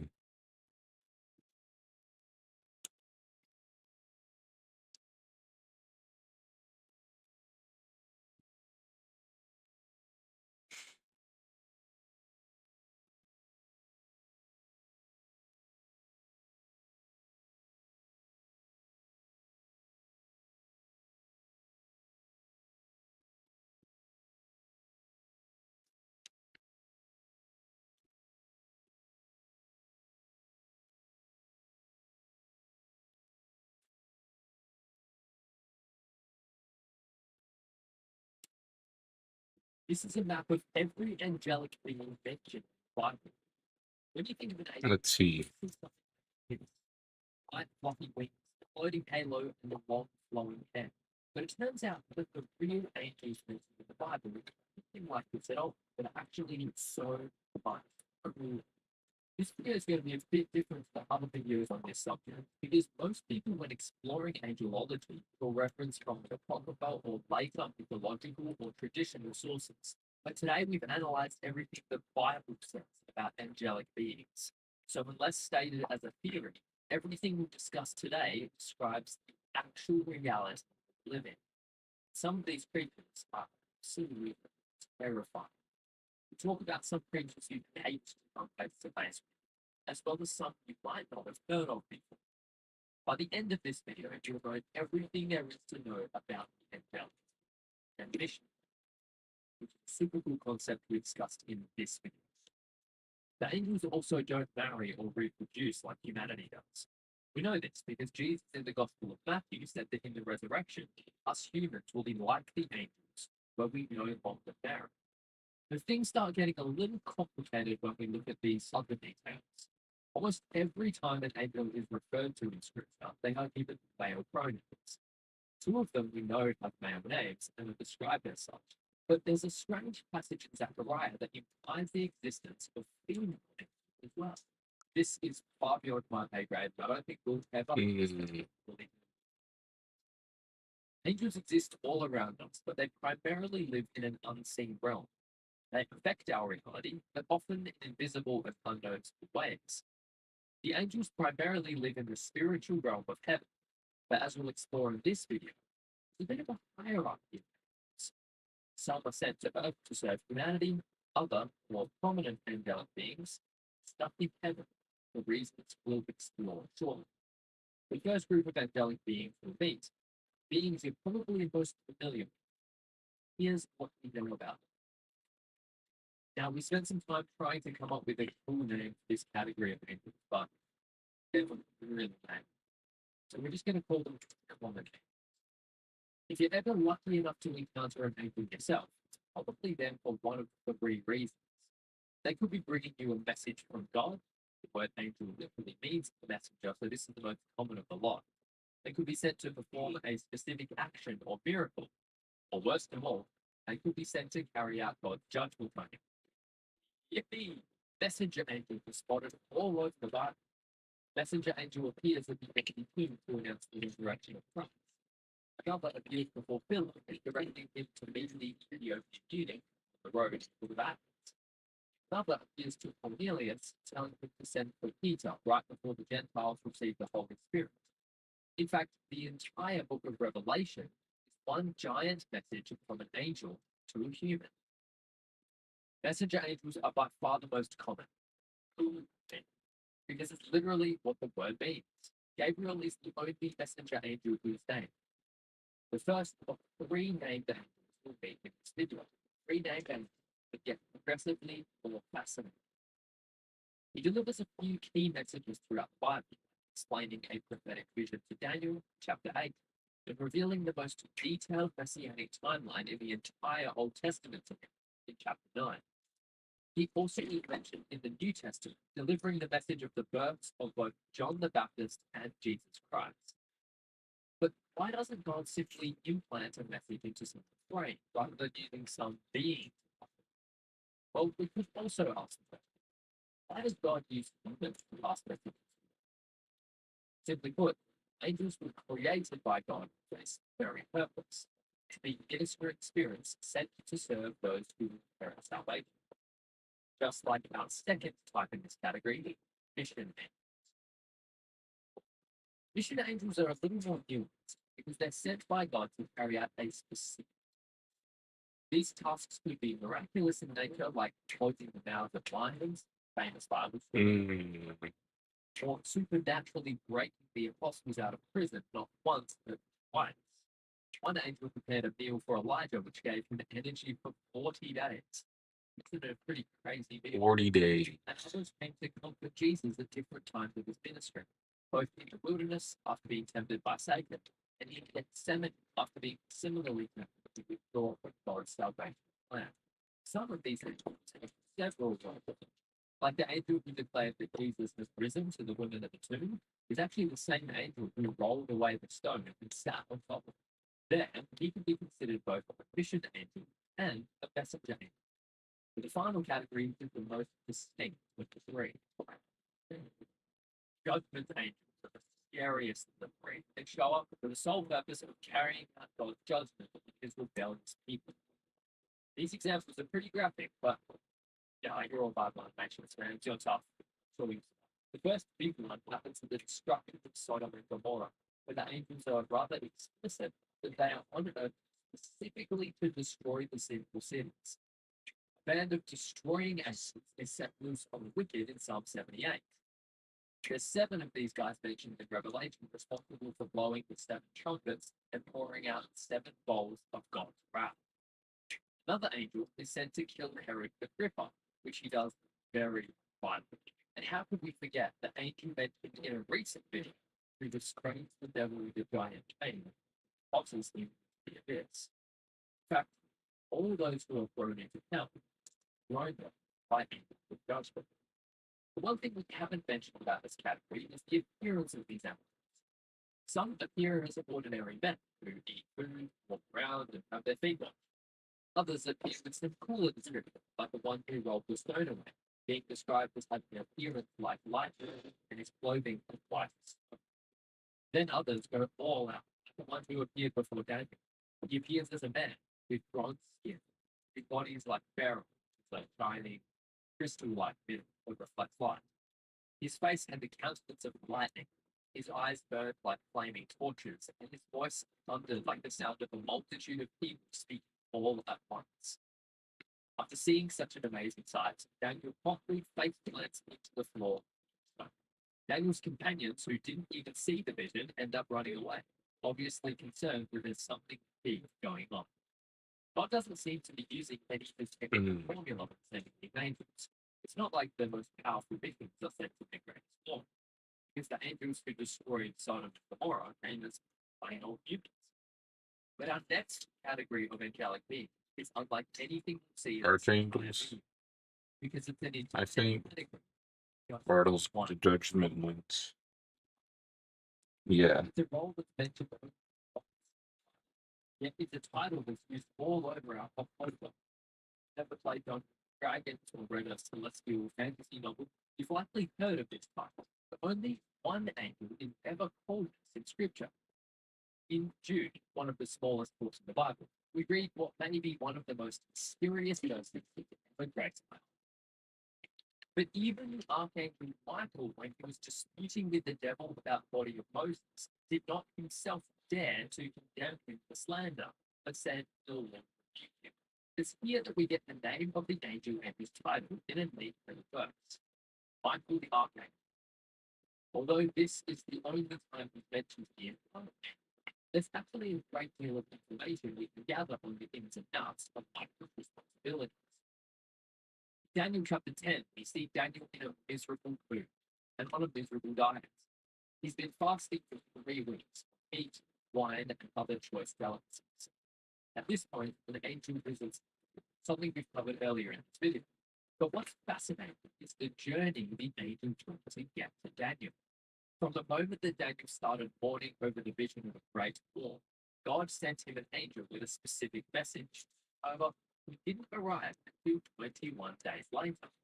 For the 21 days Daniel had been fasting, this angel says he was delayed by the prince of Persia.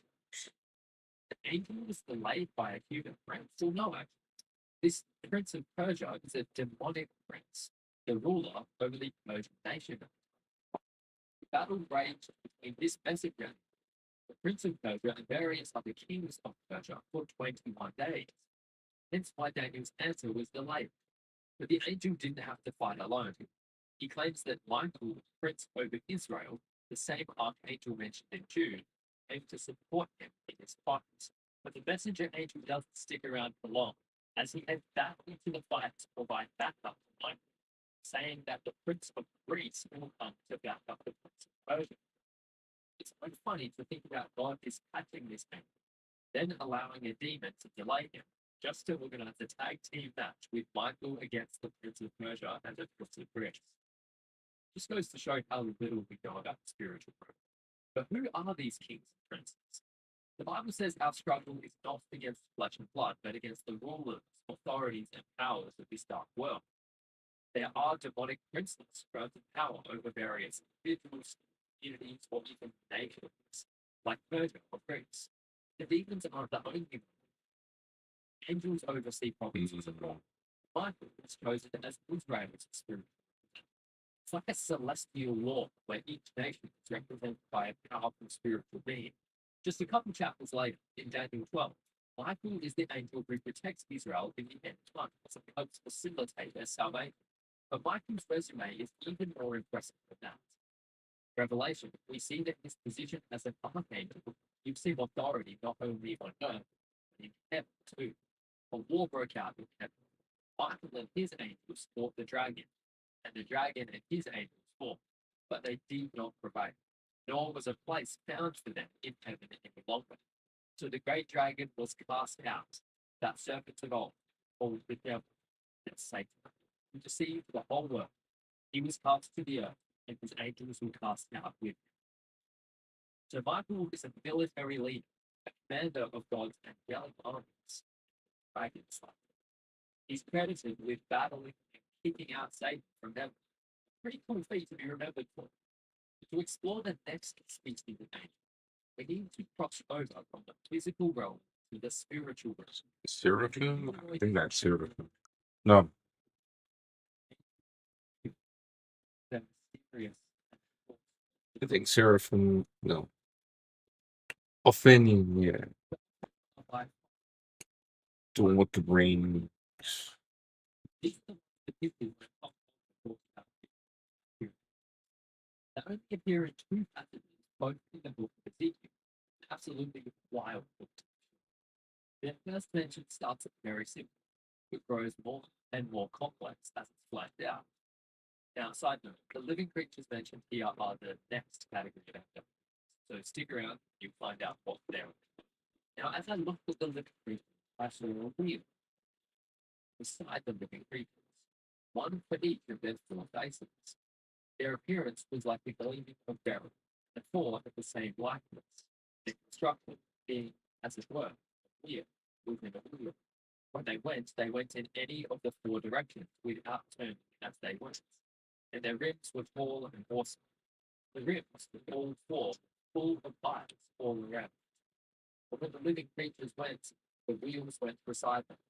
When the living creatures rose from the earth, the wheels rose. Wherever the spirit would go, they went. The wheels rose along with them. And the spirit of the living creatures was in the wheels. So we get this picture of giant intersecting wheels, covered in eyes, and moving in all four directions. Mysterious and horrifying thing. The word used there is wheels, but actually it translates like often. But what is their purpose? Do they just all around in heaven for eternity? The answer is revealed a few chapters later, in Ezekiel 10, where we discover that the wheels are intrinsically connected to the four beasts. It says they're connected by the spirit of the living creatures. Ezekiel hears them being called whirling wheels, translated to Galgal. Vision in which Ezekiel sees the offering is given to illustrate the glory of God leaving the temple and ultimately Jerusalem. But what is interpreted is a glorious picture of the celestial chariot, where the offering acts as the wheels, the throne acts as the body, and our next angelic creatures act as the forces powering it.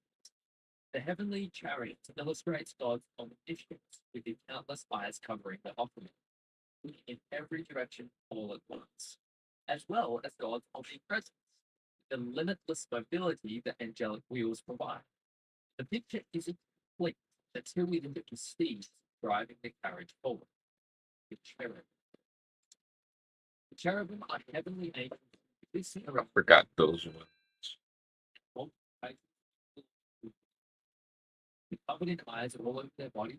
They have hands that extend up. I can only imagine the complaints we get from parents showing this kind of stuff to our kids in Sunday school. But I think them being scary is the obvious. The cherubim exist to carry out three distinct roles. First, defend the glory of God from mankind. Genesis, after Adam and Eve sinned, they were cut off from God's presence. The Bible specifically says that cherubim were placed at the east of the garden to keep man away from the tree of life.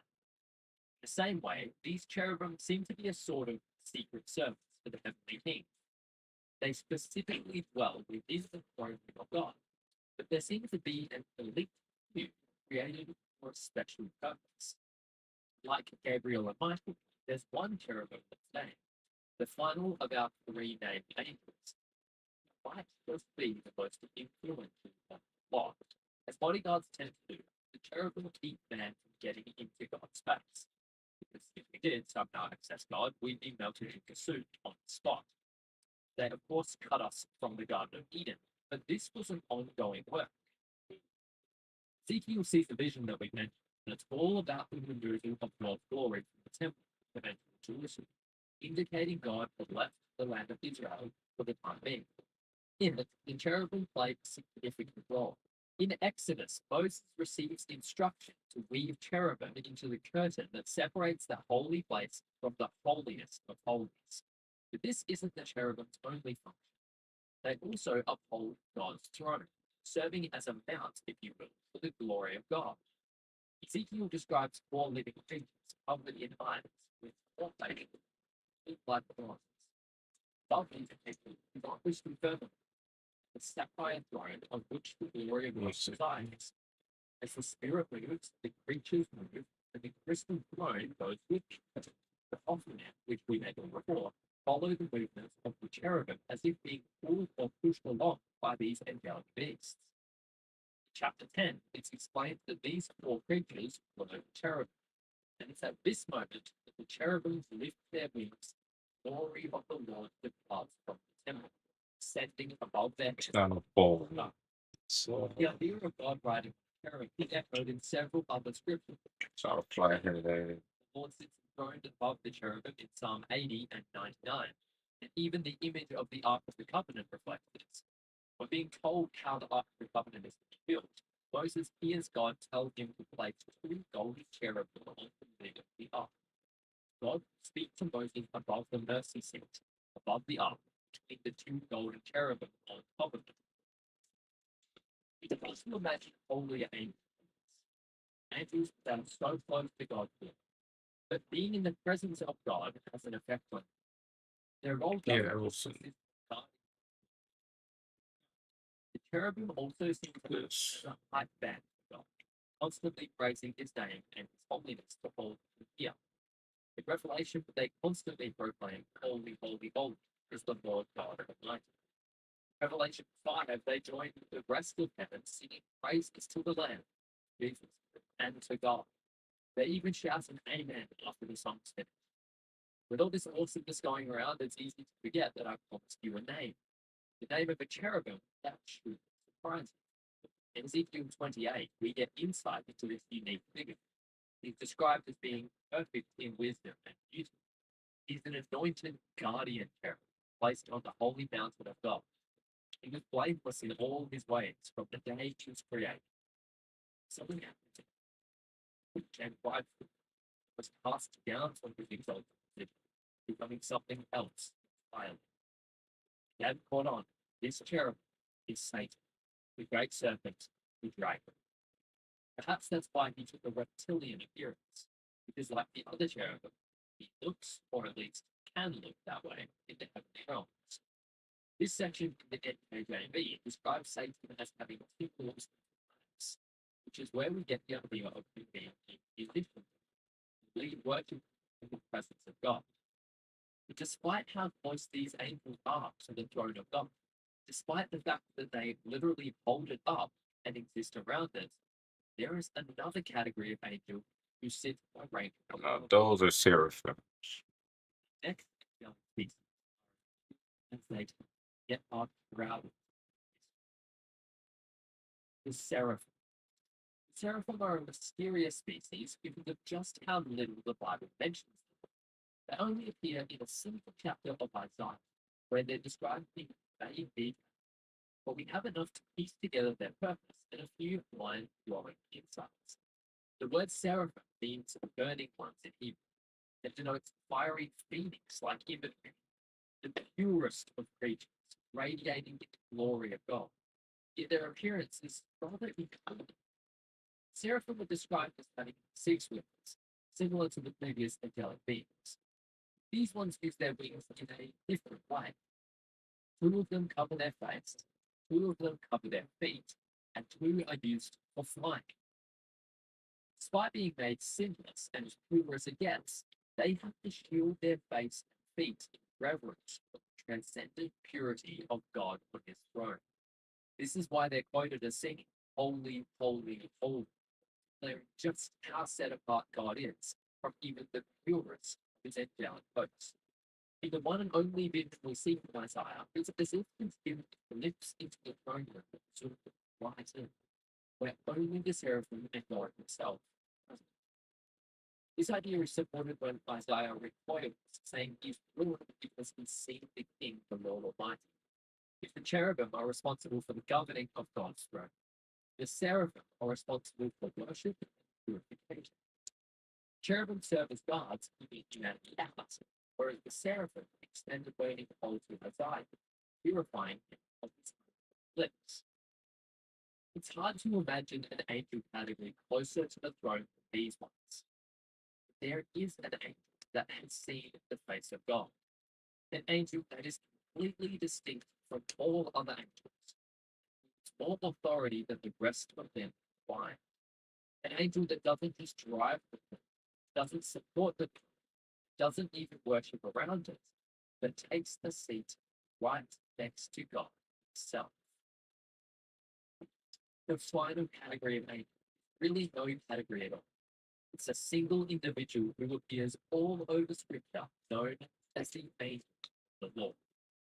We've looked at a vast array of angels in this video, but not a single one speaks like the angel of the Lord speaks.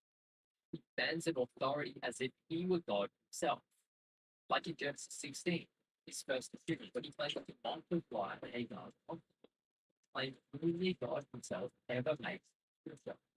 But later again, when Abraham is about to sacrifice his son Isaac, the angel of the Lord says, "Now I know that you fear God because you have not withheld your son, your only son, from me." Moses catches a glimpse as well when he encounters the angel of the Lord in the burning bush. There he claims this huge statement: "I am the God of your father, the God of Abraham, Isaac, Jacob." Later, in the Judges, the angel of the Lord says something similar to this, claiming that he led the people out of Egypt, that he will never break his covenant with the people. Perhaps the coolest passage of them all is found is often forgotten by our prophets. Picture this: Joshua, the high priest of Israel, is standing before the angel of the Lord. He's covered in filthy garments, and he has Satan standing next to him, hurling accusations at him about his sin. The angel of the Lord fights and commands that Joshua be given new clothes, clean and spotless. But he goes even further than that. He personally promises that he will remove the sin of the land in a single day. Got to ask, does this sound like the words of any angel you've ever read about before? Perhaps does this remind you of certain New Testament characters who are hoping for something almost inevitable? I'll go into much more detail in this video, so please check that out once you're done here. But after surveying these Bible passages, I'm convinced that this angel of the Lord is actually Jesus Christ himself, appearing in the Old Testament. I don't think it's a coincidence that as soon as Jesus shows up, the title is never used again in Scripture. Keep in mind there's only one who can forgive sins, and Jesus was confronted about this. Paralytic man is lowered down through the roof and is healed by Jesus, but he also tells the man sins are forgiven. The Pharisees complain to people about the fact that only God can forgive sins. But of course, Jesus goes ahead and heals the paralyzed man, proving that he has authority to both physically heal and the authority to forgive sins. Exactly like a certain angel of the Lord we know, Jesus Christ appeared as an angel in the Old Testament to carry forward the great story of God's redemption plan. A story he'd been weaving throughout history from the moment sin entered the world. That story came to a climax on the cross, where the King of all the angels made himself a lowly, going as far as to be crucified by his own creation to bear the punishment we were due for our sin. He bore the sin of the world on the cross and became a curse so that we might be freed from the curse of sin. When he pushed up against those nail-pierced feet and said, "It is finished," that counted for you. If you put your faith in Jesus today, the King of Kings and the Lord of Lords, he will answer your call and free you from your sins, promising you a spot in his eternal kingdom, ruling and reigning over all the angels we've met today for all of eternity. If you enjoyed this video and you haven't watched this one yet, you have to check it out. So, This video explained a lot of stuff pretty well.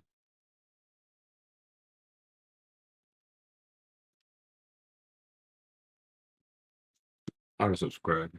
It's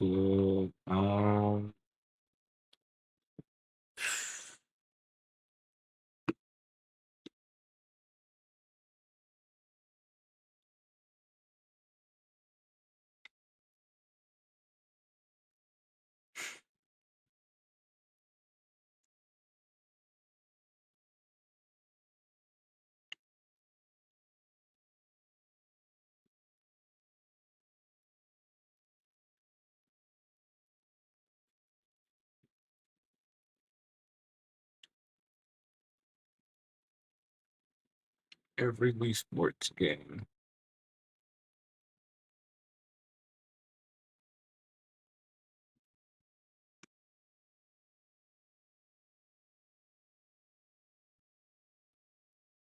Mm, I already know all a lot on the legendaries, but I'm curious on how Chris is gonna explain it though. Legendary Well, Big Mac. most important thing, but it is Why not not? there. But remember the important details for each one, like their lore, inspiration, and more. But worry not, as that is exactly what we're covering here today, as we explain every legendary Pokemon. We'll be going in Pokedex order, with a few exceptions for legendaries that were introduced by different towns than the rest of their groups, such as Enamorus. Let's get started with the legendary birds. These guys were the OG legendaries, and I think the designs have aged pretty well overall, even if their usefulness in battle kind of happened. The first of these three entities is Articuno. Being such an old legendary, the dex entries for this Pokemon have changed quite a bit over the years, but the common consensus seems to be that Articuno has the ability to cool the air around it, turning it into snow and summoning blizzards. It is said that Articuno's wings are made of ice themselves, which might explain how it cools the air. Articuno also apparently appears to do hypers on mountains, which is pretty bleak. But I mean, if I was stranded on a mountain about to die, seeing this magnificent beast would at least be a silver lining. Articuno also has a Galarian form, as do all the other legendary birds. But because it was introduced so recently, we don't have nearly as much information on it. It apparently still has the ability to freeze things via its freezing glare, and it supposedly keeps itself afloat with its psychic powers despite still being a flying type. The second member of the legendary birds is the likely fan favorite, Zapdos. Inspired primarily by the Thunderbird, Zapdos lives in thunder clouds and has the ability to control electricity. It is most commonly seen when thunder clouds split in half. Interestingly, its Pokemon Stadium Dex entry claims it can actually summon thunderstorms by flapping its wings, but most other Dex entries say it simply lives in them. Its Galarian form is flying fighting rather than flying electric, and in this form, it mostly just wants to throw hand. It is far more muscular than Camponian Zapdos despite being smaller, and its legs are also a lot stronger, as they're able to deliver kicks that claim to spray dump trucks. This form, I believe, is inspired by How have you been going, Big Mac? I know it's been a while. inspiration of faithful, of course, the Phoenix. Although it does get overshadowed by Ho-Oh in that department, and frankly, pretty much every other department. Sorry, Moltres. A lot of Moltres' early Dex entries mention that it has the ability to dip its body into lava if it needs to heal, which really emphasizes the molten part of its name, but this idea seems to have been replaced by the idea that it brings spring in later Dex entries. In fact, all three of the legendary birds are supposed to represent the coming of a new season, with Zapdos representing summer and the thunderstorms characteristic of summer, and Articuno obviously representing the winter. Autumn is not outright represented, which just makes it all the more interesting just how connected autumn is to Poa. Before you leave that comment, no, there is no connection between the legendary birds and the Lugia like there was in the Pokemon 2000 movie. That was purely a construct of the movie, but we'll be talking more about Lugia's weird history in its designated slot. Galarian Moltres seems to just be Moltres, but evil. Its flames are sinister, and its victims become burned out shadows of themselves. I don't know. I'm not up too much. Last thing I mention about the legendary birds is that their names are all partially constructed of Spanish numbers.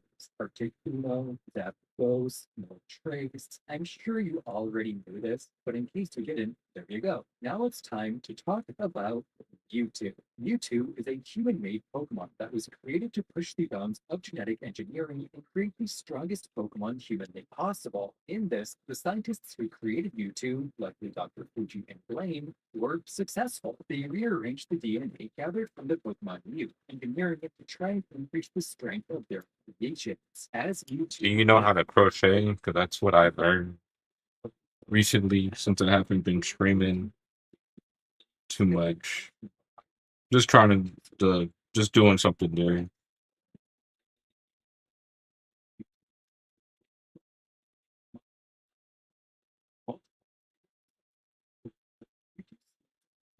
popular Pokemon to this day, in large part because it was just such a good character in the first Pokemon movie. And the final Kanto legendary is Mew.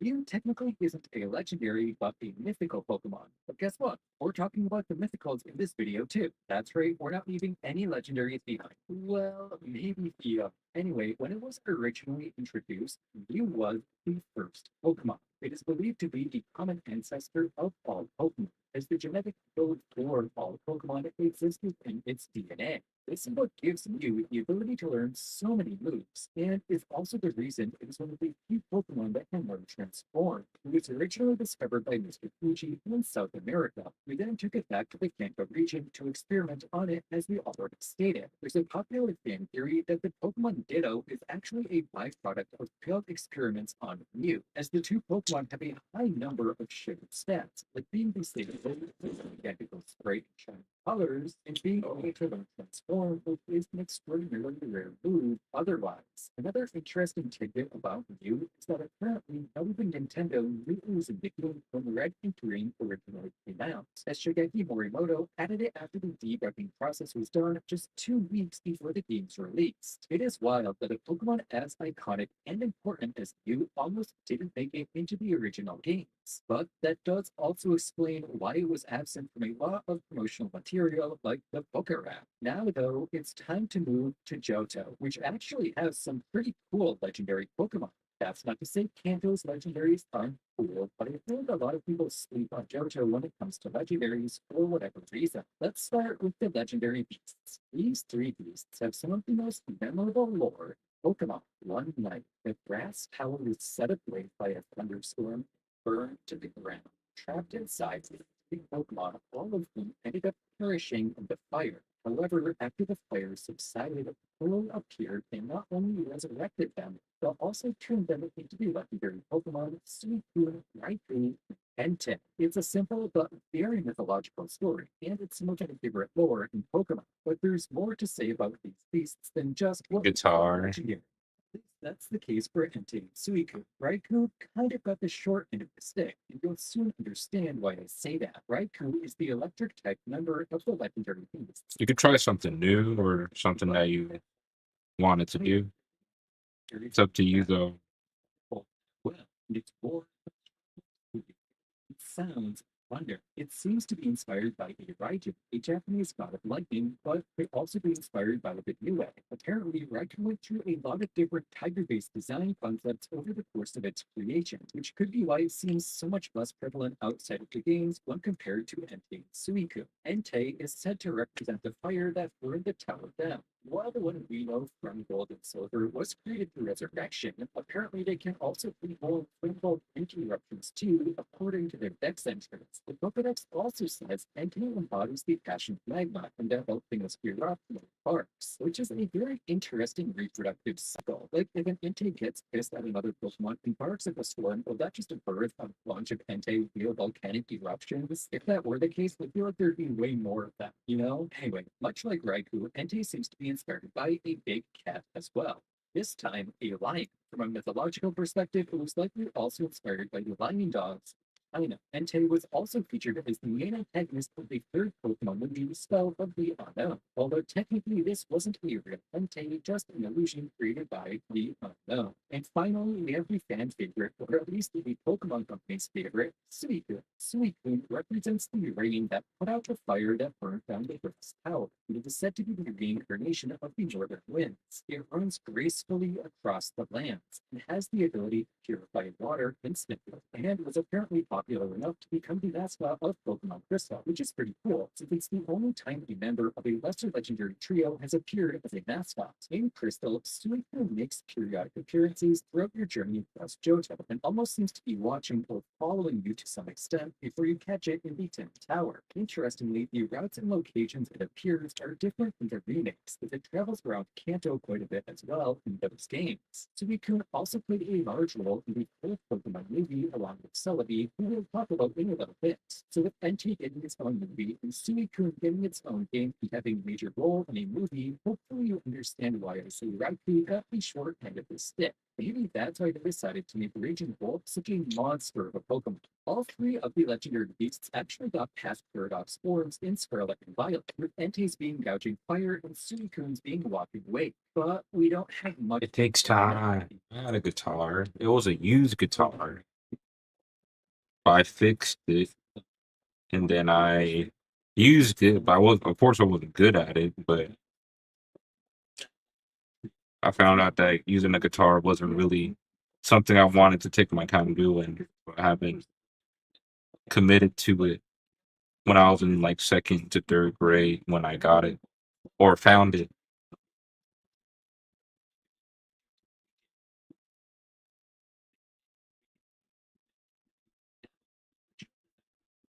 Yoshida as a maternal figure and wrote them to be the creator of all life on Earth.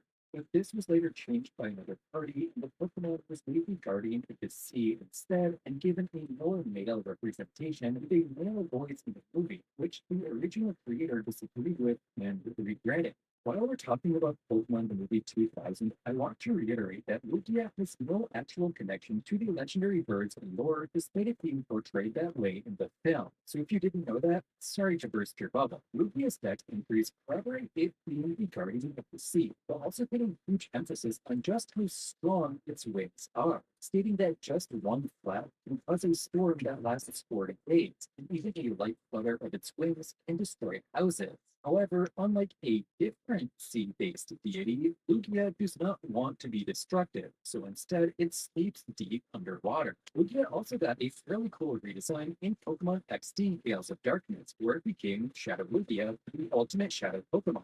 This form is exclusive to this game though, and it is impossible to transfer it out without first purifying it. Next is Ho-Oh. Ho-Oh is undoubtedly one of the most important Pokemon from the early days of the franchise. Not only did it appear in the very first episode of the Pokemon anime, but as we established earlier, it is also central to the creation of the legendary beasts, and at one point in development might have even held a connection to the legendary birds, as it seems to be closely related to Autumn, which is the one season that is missing from their pattern. Ho-Oh is said to constantly fly around the world on its magnificent wings, granting a sea of eternal happiness and good fortune. It also, obviously, has the ability to bring beings back from the dead, although we don't know exactly how this works. It's likely that the item Sacred Ash is involved, as Sacred Ash is an item that is held by Ho-Oh that can revive up to 5 Pokemon at a time in game. But this item does not make new legendary Pokemon like Ho-Oh did in that moment. Regardless, the inspiration for Ho-Oh could not be more obvious. It's the Phoenix, more specifically, Feng and the Puma. The Puma specifically is seen as a symbol of good fortune, which matches up pretty well with Ho-Oh's dex entry. And the final legendary Pokemon of the Johto region is everybody's favorite time-traveling ending fairy, Celebi. Celebi was the first Pokemon able to time travel, excluding fossils if you don't count that as time travel, which I guess it kind of is, but I digress. It is said that Celebi wanders across time, causing grass and flowers to flourish when it appears. What I'm making, it's a little yarn Bag. bag, so I could put some yarn balls in.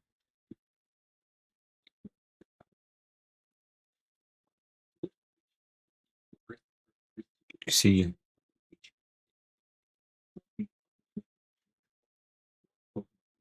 Celebi, the voice of the forest. And it is also tied to the infamous GS Ball plotline of the anime, as it was originally supposed to be contained within the GS Ball before the full arc was came out and the GS Ball with it. And now we move to one of my personal favorite regions. I could have made a beanie, but I was like, nah. Plus, having like a really bright red beanie, well, even red is my favorite color. For how much I like it, it might be a little too feminine. So if I were to make a beanie, it'll be like black with like red stripes or whatever.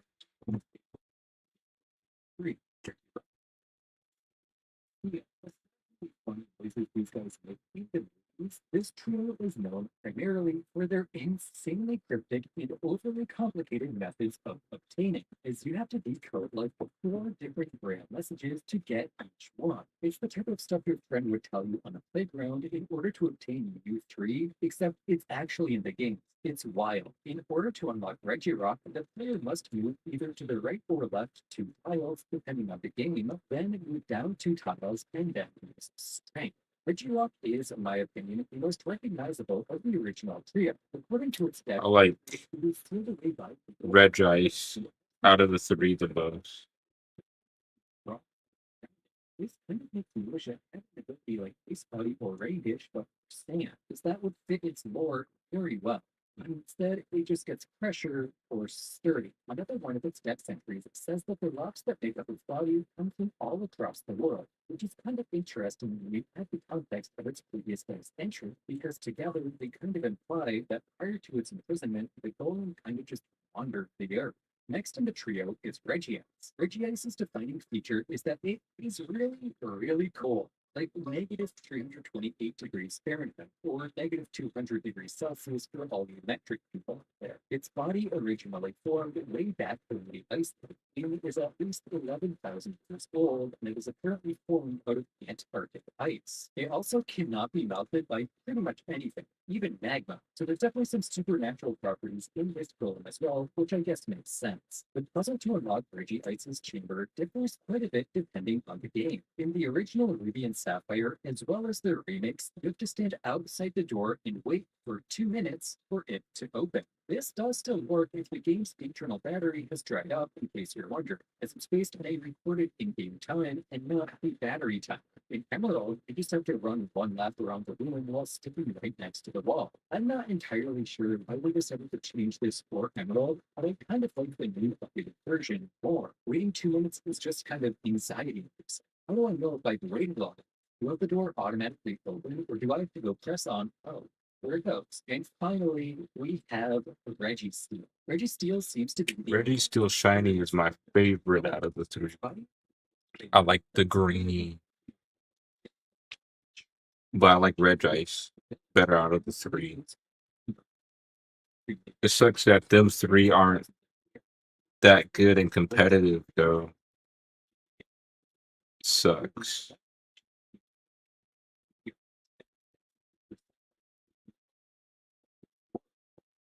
the contradiction to say the metal spent tens of thousands of years being tempered underground, but also came from space. It is technically possible, just super unlikely. All 3 of the golems were imprisoned by Beetle long ago. But the exact method And they're like really slow, and then they don't really have that much to work with.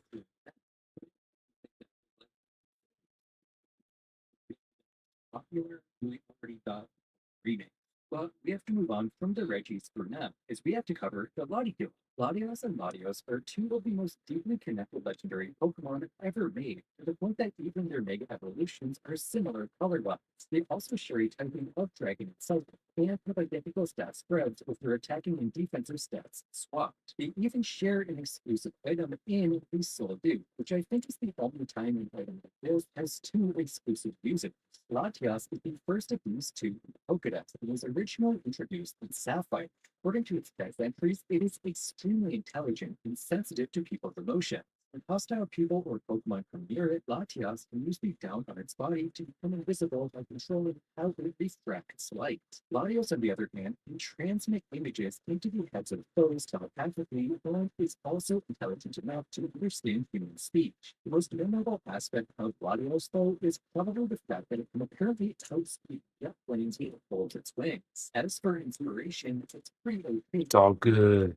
The thing with inspiration is Theo, the Greek goddess of dawn, as Latios has a similar name, and there's also a blue parrot genus known as the Eos genus, which would match Latios' blue coloring. The duo is also known as the Aeon duo, which could be a reference to the aeons of Gnostic religions, but I do not know nearly enough about religion to talk about that, so let's just move on to the weather tree. But first, please consider subscribing. If you want more Pokemon content, this is the channel to subscribe to. I have so many cool and unique videos coming in the next few months, and I promise you're not going to want to miss them. Plus, subscribing is just one of the best ways that you can help the channel aside from watching videos. So I would really appreciate if you would subscribe. Anyway, the Weather Trio are arguably some of the most recognizable and beloved legendary Pokemon. All the members of this trio are so well designed they have kept their relevance in both competitive and casual spheres of Pokemon since their inception. As the name implies, the Weather Trio focuses on weather conditions that can occur in Pokemon battles, specifically rain and sun for Kyogre and Groudon respectively, and the neutralization of weather for Rayquaza. These three are also known as the Super Ancient Trio, thanks to them being super powerful and super old. Kyogre is the first of these three. It is a water type. According to its stats entries, Kyogre expands the sea when it appears via torrential rainfall, and when it's not beefing with Groudon or destroying the world, it sleeps deep in the undersea trenches. Kyogre seems to be vaguely inspired by the Leviathan of Hebrew mythology, as the sea-based monster would battle the Behemoth, a land-based monster, and they would fight until the end of time, which is pretty much exactly what Kyogre and Groudon do. Kyogre also draws some inspiration from the Greek symbol for alpha and its markings, which are even more greatly emphasized in its primal reversion. Both Kyogre and Groudon were given primal reversions in the own remix, which returns them to their original stronger states. These states cannot be manifested in the modern era due to the lack of primal energy available for transformation, so these two need to hold either the red or blue orb respectively in order to reach their full power. Primal Kyogre does not have too many differences from base Kyogre, aside from being bigger and having an upgraded ability in Primordial Sea. This ability is almost identical to regular Rain, except it causes all damaging fire type moves to fail, cannot be replaced by normal weather conditions, and will remain in effect as long as Kyogre is on the field. Groudon, even in its base form, is pretty much the exact opposite of Kyogre. It expands land masses when it appears due to the intense heat and droughts it creates, and sleeps within pools of magma when it rests. As we already stated with Kyogre, Groudon seems to be loosely based on Behemoth, or at least the myth containing its conflict with Leviathan. It also has markings on its body resembling a Greek letter, this one being Omega, which is once again well pronounced in its primal form. Primal Groudon comes with the unique ability Gessler Land, it is pretty much the same as Primordial Sea but for the sun, meaning that damaging water type moves do not function while this weather condition is up, which is pretty good considering Primal Groudon gets a secondary typing of fire, giving it a 4 times weakness to its biggest up. One interesting tidbit about Groudon and Kyogre is that in the original Ruby and Sapphire, the next entries of the games the legendaries weren't in spoke about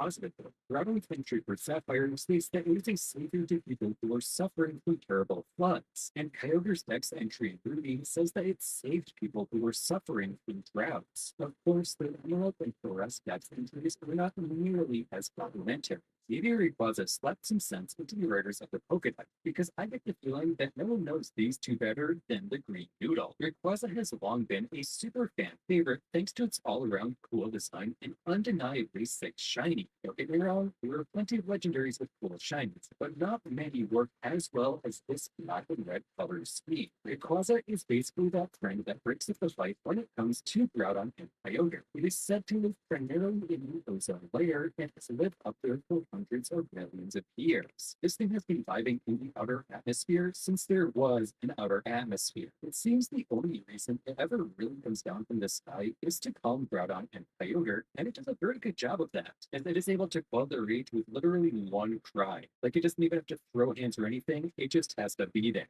Rayquaza seems to be inspired by a mix of different dragons and birds from mythologies around the world. Its most direct inspiration is Quetzalcoatl, but it could also be inspired by the Zeus or the Lingua. There's likely also a bit of inspiration from Japanese dragons as well, since it has 3 claws per hand, which is common among Japanese dragons. Then there's Mega Rayquaza. Mega Rayquaza is, as far as we know, the first Pokemon to ever Mega Evolve, doing so by channeling humanity's wish for salvation through the keystone of the leader of the Japanese people. The reason I say as far as we know is because the origins of Mega Evolution seem to show with every game that involves Mega Evolution. First it was the ultimate weapon, then it was Mega Rayquaza. I know it might be related to Zygarde 2 in some way, but it's a bit hard to say what the truth actually is in this case. It is still an Interesting. incredibly strong Pokemon. Because of its method of mega evolution, it was the only mega at this time that does not need to evolve a mega stone to mega evolve. This is broken on so many levels.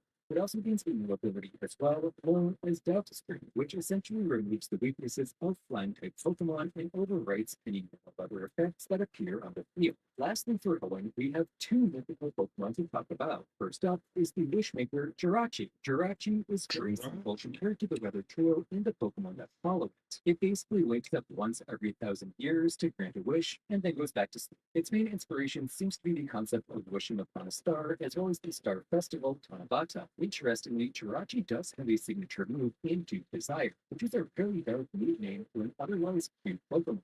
And finally, the last legendary of Poland, Deoxys. Deoxys is an extraterrestrial Pokemon. That's like my favorite, if not one of my favorite shinies ever.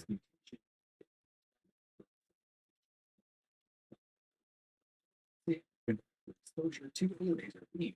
Regardless of its origin, this Pokemon is really known for one thing: its forms. As Deoxys was one of the first Pokemon to ever sport more than two highly different forms. Deoxys has four: normal, attack, defense, and speed. Each one, aside from normal, provides a huge boost to each of its respective stats. Although at this point, these forms seem to be getting power crept, which is kind of insane. Interestingly, in Gen 3, each form is a different Pokedex entry due to the different forms only appearing in their designated games. Starting in Sinnoh, though, the forms were changed by clicking on a meteorite, which greatly improved the Pokemon's flexibility. For whatever reason, Deoxys and Rayquaza seem to have another unending need. While this is likely because Rayquaza sees Deoxys as a threat to its home of the ozone layer, it is kind of funny just how many Pokemon Rayquaza seems to have an issue with. It's like the strict babysitter left to look after Earth while Arceus is out for a pack of cigs. Deoxys is obviously based on DNA and the double helix, but it is also likely based on viruses as well, which have a propensity to mutate and change rapidly, much like Deoxys' forms. Overall, it is a very cool Pokemon.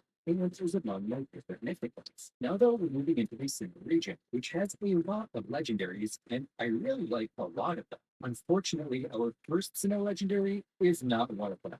It's Yuxi. But I don't hate Yuxi, I just don't like it either. It's my favorite out of the three, but competitive wise, it's not that good, which is disappointing. And its shine is really good too, because it's already yellow.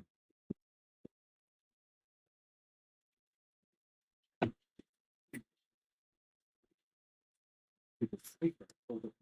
The trio could be related to the high orders of angels, with Yuxi representing cherubim, the three sacred treasures of Japan, with Yuxi representing Yada's Kagami, or a trio of Greek gods, with Yuxi representing Hestia. All three of these have some connection to knowledge, which is why it's suggested that they are connected to Yuxi. Regardless, there is one very clear inspiration for Yuxi, and that is pixies.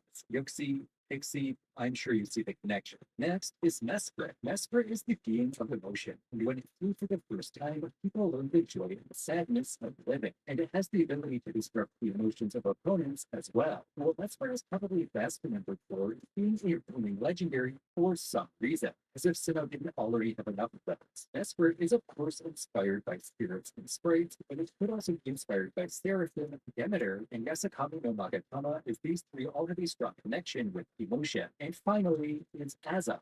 Azelf is the being of willpower. When it first flew, people gained determination, and according to Legends Arceus, it even has the ability to control the willpower of its adversaries. As for its inspirations, they're likely Hera from Greek mythology, Florence from Christianity, and the sacred treasure Kusanagi, as all three of these have a somewhat notable connection to willpower. But its most direct inspiration, much like the other two, comes from its name. Gnomes. You thought I was going to say elves, didn't you? But its Japanese name is Ano, literally a gnome. I can't believe my guy is this legendary. Oh, yeah. The like trio and talk about the main trio of the Sinnoh trio. I didn't know that. Trio. The three Pokemon Arceus created first, which wanted to govern a different aspect of the universe. Dialga was created to govern. That's my favorite dinosaur right there. Which is different from the thermal reversion Or porch, if it's origin form. Perseus, that admittedly looks a bit dumb. Or deer, or whatever, I don't know. despite the fact that the book Tokyo is a stallion. between two similar versions now that Megas are back, but I don't know that something like that is likely. Dialga also likely represents the solid state of matter, as it is first steel type and it's I figured that out on my own. So I was like, wait, Dialga's steel, Tokyo's water, Giratina's gas. Liquid, solid, gas. That kind of makes sense why June 5 is like the energy trio too. Because that's the next generation. And it's about energy too.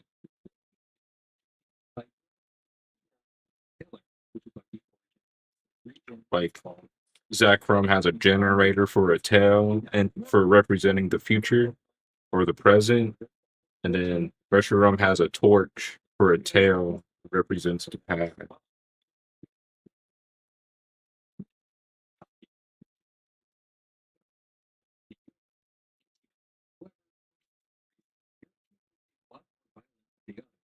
Arceus banished into the distortion world violence.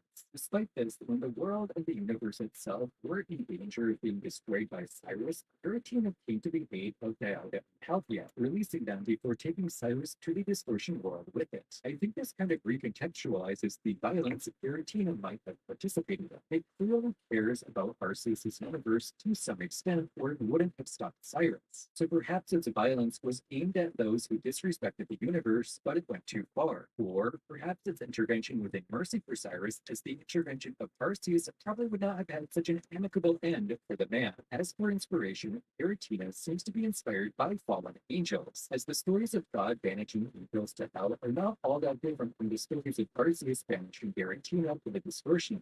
Additionally, the body parts of Giratina seem to be arranged into the doubles number, as it's also Yeah. 6 legs, Six. 6 life on its wing, 6 Wings, 6 spikes, and 6 legs. We can just say it. Origin 4 just look way better than Dialga or Palkia. This trio is undoubtedly one of my favorites, not just for their lore, but also for their designs. And also just a bit of a Sinnoh fan in general, so I might be biased. Anyway, Sinnoh still has more legendaries, including possibly one of the most random legendaries of all time, Heatran. Like, why does this guy exist? Don't get me wrong, I don't mind Heatran, but he's not part of the other. I mean, they give him a mega evolution, so hopefully its mega is gonna be pretty good. And like champions or the next gen or whatever. Probably believe you. He was mentioned in the birthdays that it is pulled from the magma with only on 4 Maybe that's why it's legendary, but who knows?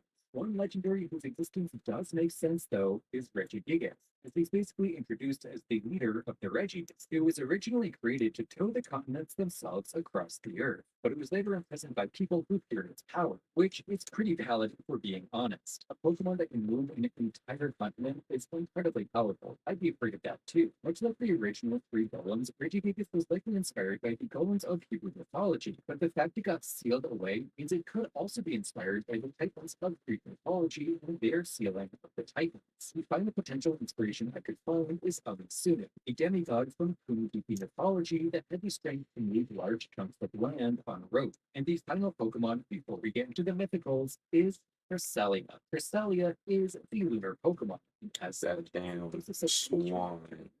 it's found on 4,000 mention. Interestingly, though, it doesn't represent the full moon, but the quarter or crescent moon, which also makes sense, but still. It's said that people who hold Cresselia's feathers are guaranteed to have joyful dreams, and according to Legends Arceus, it resembles the heavenly maiden that created the Milky Way, which is a very interesting statement, but it's not mentioned anywhere else, so it's probably not actually that important in lore. But that description is very similar to Xiangnu, the Chinese goddess of the moon, which could be a strong inspiration for Cresselia. Cresselia also has a connection to Darkrai, who we'll talk about in a little bit. First, though, we have to talk about Manaphy. And I'm forgetting someone.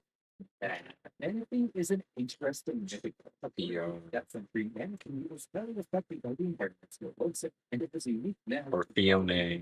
Pokemon. It's I fun. think it's Fiona. No, I think it's Fiona. Never mind.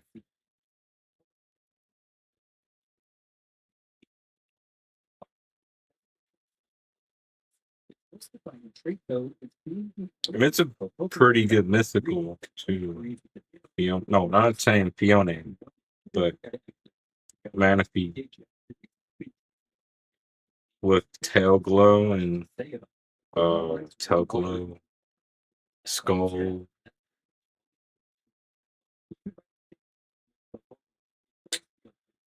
I forgot what its ability though it's called, but it helped it a little bit.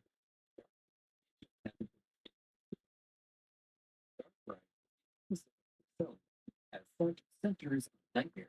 In fact, it even has a unique ability that does passive damage to sleeping Pokemon just to drive home the point. Interestingly, though, Darkrai is not an evil Pokemon, despite its highly edgy design and dark typing. Really, it only afflicts those near it with nightmares as a method of soft defense. Although this dex entry does make its actions in black and white too a bit more confusing. As for inspiration, Darkrai seems to be most directly connected to Nognitsa, an evil spirit in Slavic folklore that torments children in their sleep and slowly drains their life energy, which, again, kind of betrays the idea that it's not evil. Our penultimate mythical from Sinnoh is one of my personal favorites of the group. Shame. Shaman is known to purify the areas of nature it resides in. It can always expel the toxins within its Natural cure. I think that was its ability. Yeah. For that form, it's natural cure, I think. And then for Sky form, I don't remember. Unless it's the same thing.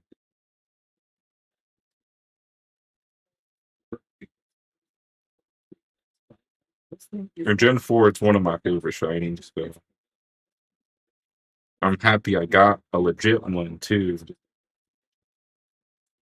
I never had a chance to shiny hunt it in Diamond.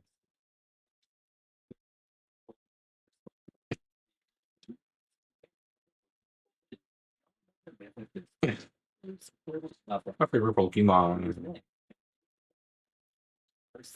Arceus would then form the creation trio that shaped the universe with its thousand arms, which might be unknown. After it was finished, it entered a deep slumber to rest, and let the universe flourish and develop organically. Now it can be found in the halls of origin, which reside above Spear Pillar. Its inspiration is very clearly gods in general, as well as the World A, and perhaps Ortla's End as well. Now let's move to Unova, which means we actually start with a mythical Pokemon for once, Victini. Victini is the victory Yeah. Currently, trainers with The number 0 Pokemon in Gen 5. My favorite mythical other than Arceus. Legendary trio of the Swords of Justice. These three are set to protect Pokemon from both natural and human-made disasters. The leader is Cavali, who has been known to fight against human disasters specifically. It has a heart of steel. While it is calm and composed, its iron glare can make almost any other Pokemon or person obey it. It is a natural-born leader and appears to be based on Athos from the Three Musketeers. Next is Terrakion, who protects Pokemon whose homes have been lost in wars. It is strong enough to break through walls with little issue and is based on Porthos from, again, the Three Musketeers. And finally is Verizon, who fights against humans. Virizion. I used to say Verizon, but it's Virizion.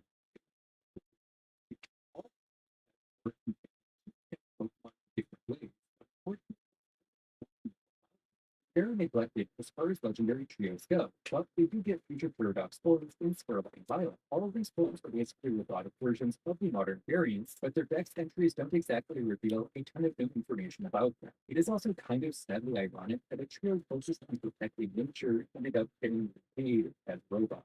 The Swords of Justice do actually have a fourth member, though, the mythical Pokemon, Keldeo. Keldeo is not originally a member of the Swords of Justice. It's my brother's favorite Pokemon. Member. It also has the resolute form, which is supposed to be stronger, but nothing really changes about it aside from it learning Secret Sword, which is different from Sacred Sword because I'm learning as I write this video. While in resolute form, it becomes far faster and far stronger, gaining the ability to cut through anything with its native form. It seems to be inspired by the Count of Scottish cryptozoology, as well as the Tardigan from the Three Musketeers. But as cool and unfortunately neglected as the Swords of Justice are, we have to move on because it's time to talk about the cheetah. Yeah. I love these guys. Tornadus is the first one we have to talk about. Tornadus zooms around on a cloud at up to 200 miles per hour. It can create strong. I like Tornadus first. When I first saw him, 'cause I like having two purple horns.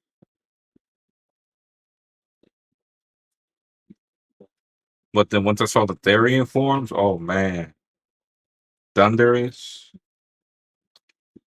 and Landorus, beautiful. Tornadus, nah.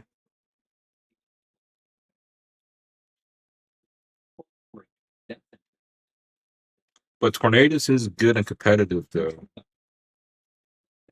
In its incarnate form though, which is his genie like form.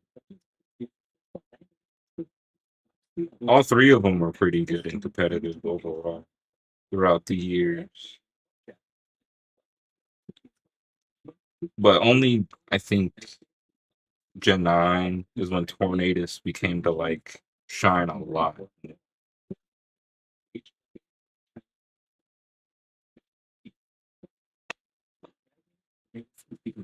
Bird and Landorus represents the boat tiger. But wait, if there are four Chinese symbols, why are there only three genies? That is a great question. And the answer is because there is a fourth genie that was just introduced like a whole decade later in Legends Arceus. It's Enamorus. Enamorus is a lot more in line with Landorus, as its presence brings an end to winter, causing plant life to bud and grow across the region it lives in. It is likely based on Udajin, a fertility goddess within Japanese mythology, and maybe more specifically than Zaitek. Its Therian form is, of course, based on the final Chinese auspicious beast, the Black Tortoise. We have just three legendaries left to cover. I forgot what type of turtle it is. That's that turtle from Amazing World of Gumball with the long nose that gets angry. I forgot what those. I think those like the soft shell turtles. I think that's what they're called.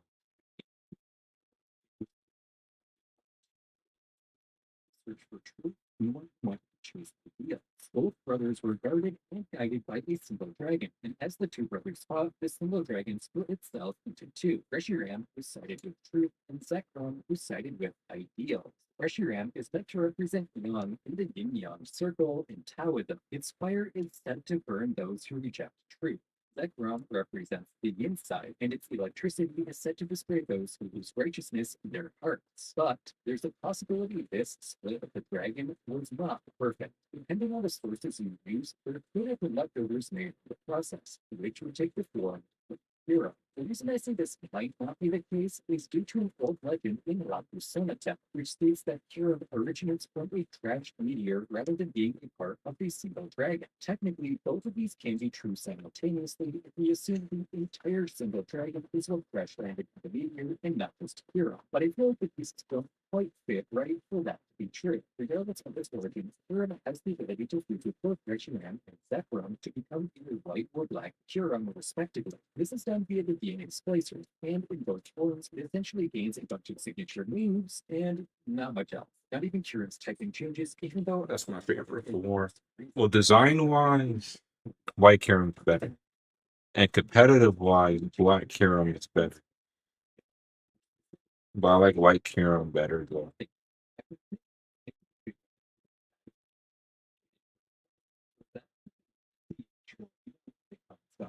For now, though, we can move on to the last two difficult of the Unova region, Meloetta and Genesect. Meloetta is, of course, a music-based Pokemon, and it has the ability to control the feelings of those who hear its music. It has two forms, Aria, which is normal and psychic, and Pirouette, which is normal and fighting. It switches between these two forms using the Relic Song, which is a pretty cool way to change forms. The idea here is that the Aria form is supposed to represent more of a singer. Specifically, I believe in opera singers, because Aria is a type of song that is instrumental to opera. Get it? Instrumental. Pirouette, on the other hand, is a ballet dancer, which we can deduce from the significance of pirouettes in ballet. One cool detail is that her hair is actually a music staff like you would find on sheet music, as it has 5 lines, 4 spaces, which is customary in the Western styles of music her forms are based on. Genesect, on the other hand, is one of the coolest origins in my opinion. It is a reanimated fossil Pokemon that has been upgraded by putting a cannon on its back. Part of this upgrade is that it can change the type of its signature move. No blast, depending on the I want it to be like a really cool ancient Kabutops, and it got modernized, but because it looks like Kabutops. If y'all know what Kabutops is, it's a fossil Pokemon. Like the eyes, the arms, the tail, the legs. The Trio. These guys are actually the only legendaries in Gen 6 if you exclude the mythicals. Not sure exactly why these games were so low on legendaries, but Zygarde alone is like 4, so that kind of makes up for it. First, though, we have to talk about Xerneas. And oh dear, does this one have a lot going on. Xerneas is a Pokemon that can share eternal life, which is bending the antlers on its head start getting low. In X, it is this power that allowed the Damn Christmas tree, bruh. I remember when X and Y was due, and when I got it before Christmas, before my birthday, in competitive or online, that thing was everywhere. Everyone was using it. The Power Herb, Geomancy, oh my goodness, bro.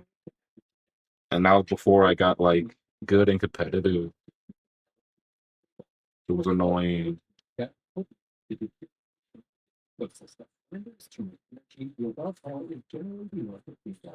Bacon bird right there. One of my favorite, and it's a really powerful Pokemon too. I thought it wasn't that strong overall for the other legendaries, but I found out that, you know, Xerneas, Yveltal, and Zygarde too, now they're like one of the most powerful legendaries.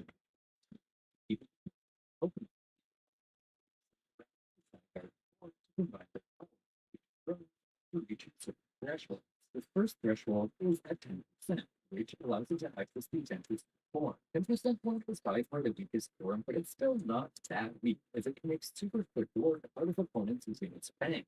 It's also pretty fast, as it can run at wind speeds that exceed 60 miles per hour. Its real life inspiration could be the Wolf-type Frederick, who is one of Loki's children. The second threshold is at 50%, where Zygarde takes on a more serpent-like form. It seems to be partially inspired by insect cells. Hexagonal eyes are reminiscent of compound eyes in the real world. 50% Zygarde is the form we originally see in X and Y, and it is at this point that Zygarde starts to monitor the ecosystem for those who might seek to destroy it. It's apparently hugely vicious and ruthless in this form, showing no mercy to those who threaten it. This form is likely based on another one of Loki's children, Jormung the Deer, which is a large serpent that encircles Earth, providing a connection with its snake-like stature and its connection to Earth. Whenever the side form is created when all of Zygarde is in place, it is even far stronger than the 50% form. It can overpower even Xerneas and Yveltal without too much issue, and the orifice on its chest can produce enough energy to eliminate almost any of it. This form might be based on Hel, another child of Loki. However, I think it's far more likely that it is based on Giant Max, because, I mean,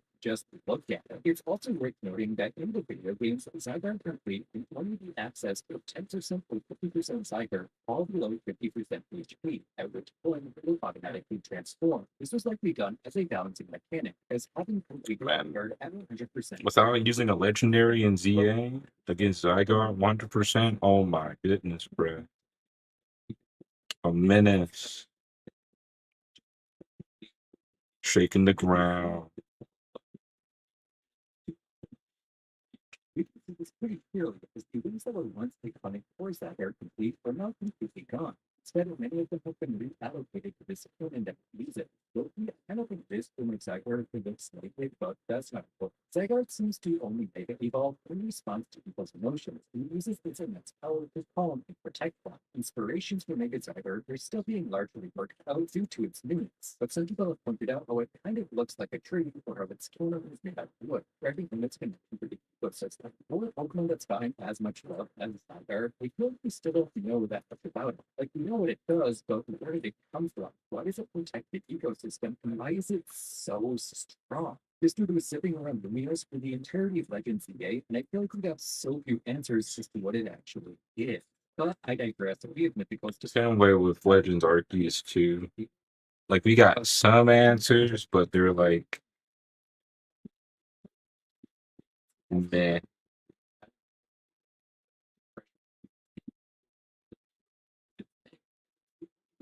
We didn't get like the most important ones.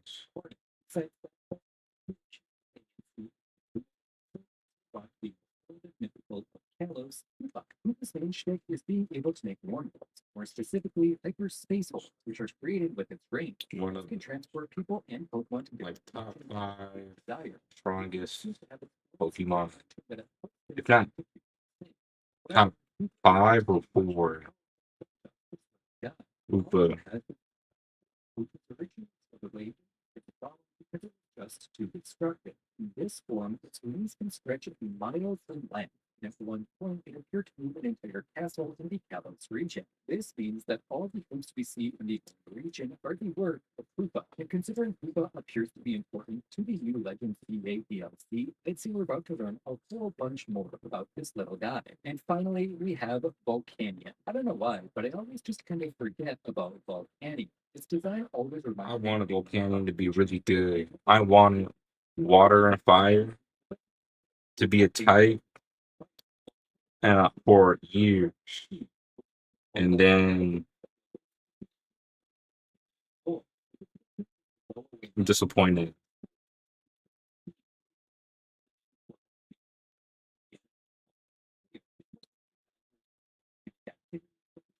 it's kind of hard to put down something like that. And with that, we've covered all the legendaries in Kalos, which means it's time to move to the Alola region. But I do have to address something. We will not be covering the Ultra Beasts in this video, nor the Paradox Pokemon, aside from the ones that are also legendary. These sets of Pokemon exist in a weird gray area where they're unique Pokemon but not classified as legendaries. Plus, this video is going to be long enough as is. If you really want me to make a similar video about the Ultra Beasts or Paradox Pokemon, let me know and I'll do it. For now, though, we have to get to our first legendary of Alola, Titanal.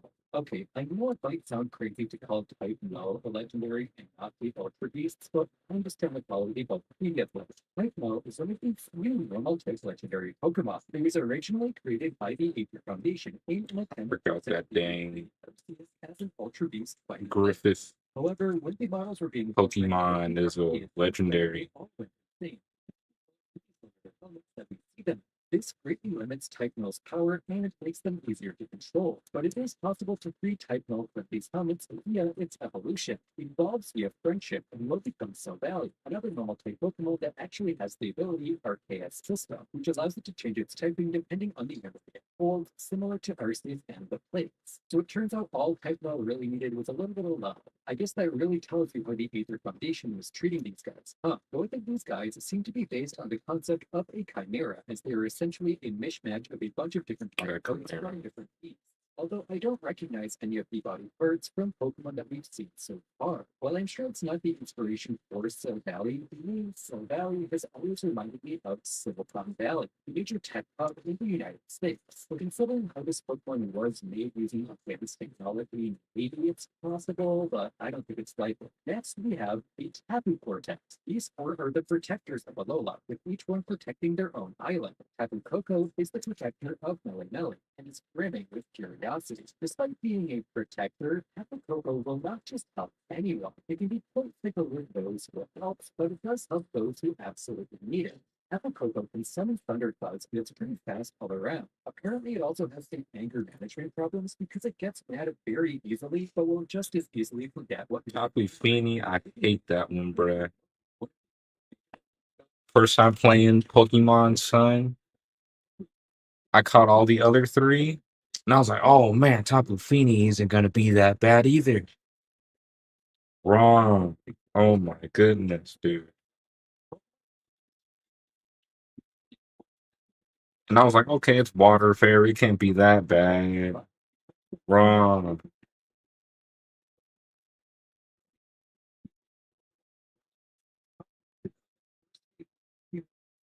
how Tapu Lele And then you can easily cut your health in half with nature. What is it called? Nature's Madness.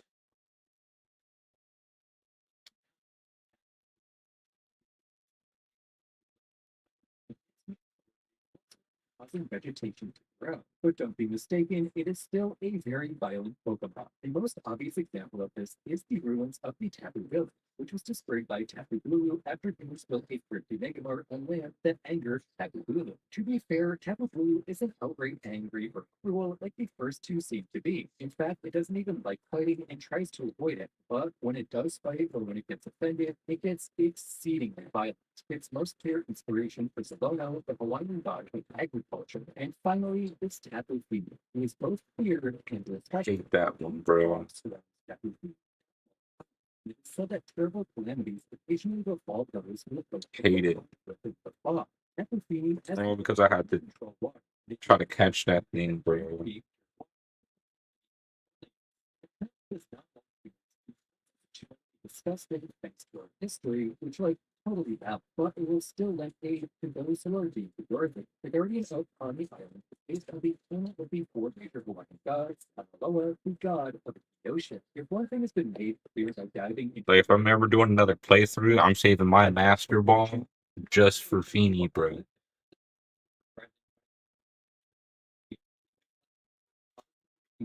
Apaloa, to weird, this is able to mind very and Cosmog is said to be from an entirely different world. Its body is so light that even just a slight breeze can blow it around. For a long time, it was known as the child of the stars to the people of Alola. At level 43, it evolves into Cosmoem, meaning it's one of the few legendaries that actually have an evolution line. Cosmoem is essentially a chrysalis, as its body becomes a hard shell, while the Pokemon absorbs starlight and dust to fuel its next evolution. These two are obviously based on heavenly bodies, nebulas and black holes specifically. At level 53, they will evolve into either Solgaleo or Lunala, depending on the gameplay path. These two are members of the Man, Solgaleo. Second, Solgaleo is based on the sun and sunlight. It is said to live on another world, and that the light that radiates from its body is bright enough to make even the darkest of midnights seem like daytime. This is likely because it's If type, not type, if the still type was just as strong as it used to be, oh man, Solgaleo would be way more broken, bro. It's already pretty good right now, but man, if it didn't nerf it, the still typing,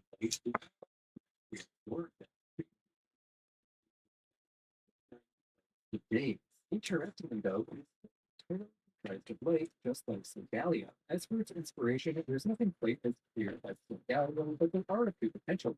It could be based on Zamazal, a mountain bat god associated with joy as well as death, or it could be inspired by its pathological Aztec star demon and goddess.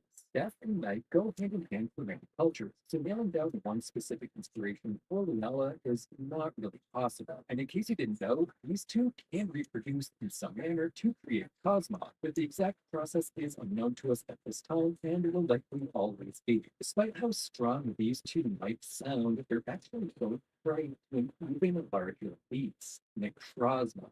Nah. Is what we do. Necrozma is not. In fact, Necrozma's busted, bro. Pokemon. You can't even Nuzlocke the game because of that guy right there.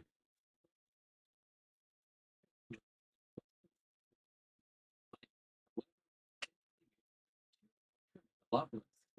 They The Ultra Megalopolins wanted to use Necrozma's life energy for themselves and tried to harvest it by force, but in the process brilliantly injured it, causing Necrozma to constantly breathe life and exist on unending pain. This is why it exists in the base Necrozma form as we know it.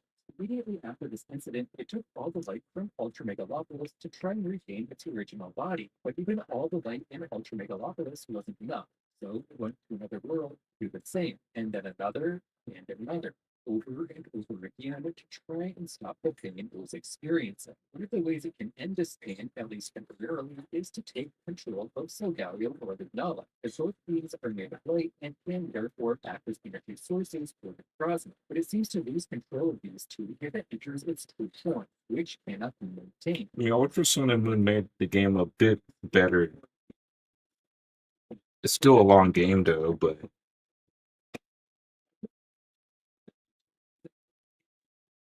If you want to look at it, check that out as well. For now, though, we have to cover the mythical. it made it like a little bit better.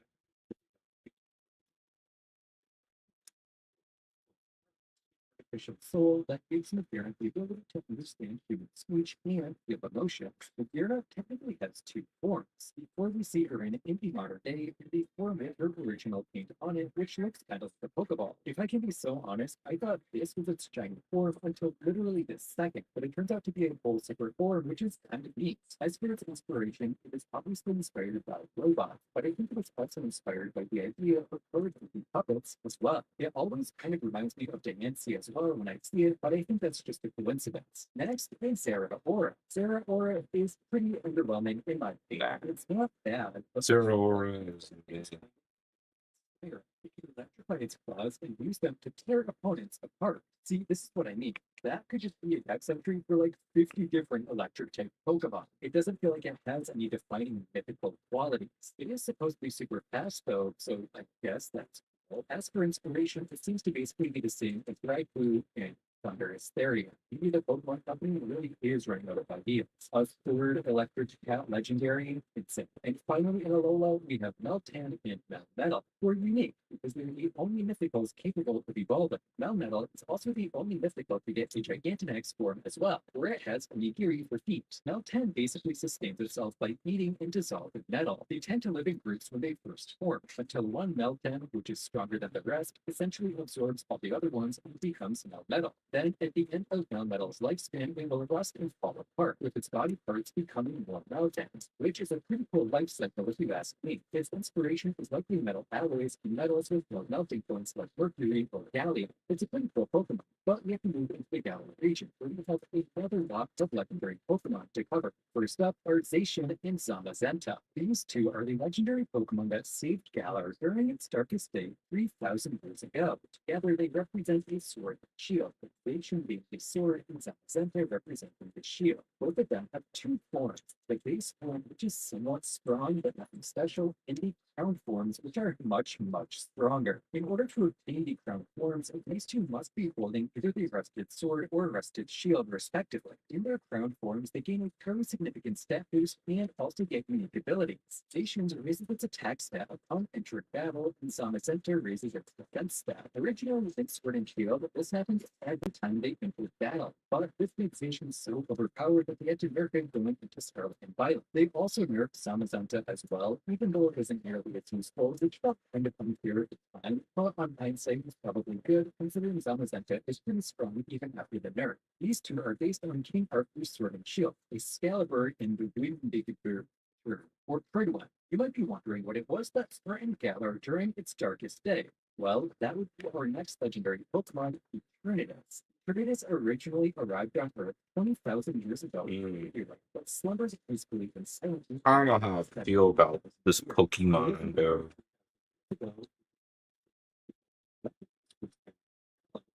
Wolf and plunge Galar into darkness by absorbing the energy of the lands via the core in its chest. Once it absorbs all the available energy, it will take on its Eternus form, which is far stronger. It seems to be inspired by dragons just in general, and potentially also nuclear energy. With its seemingly infinite energy and the way it leaks energy into the land via dark mass.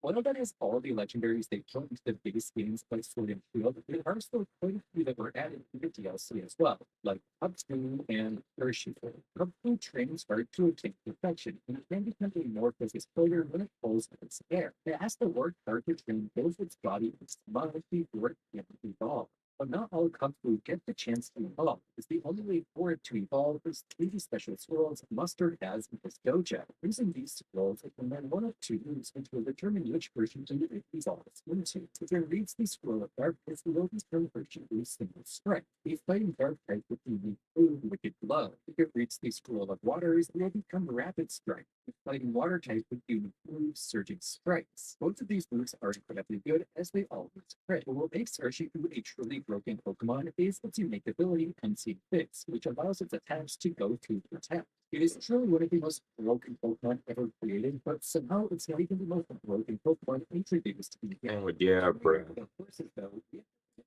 Spectrier that's right. and well, mainly Spectrier, but Glastrier is still pretty good too. 200. This is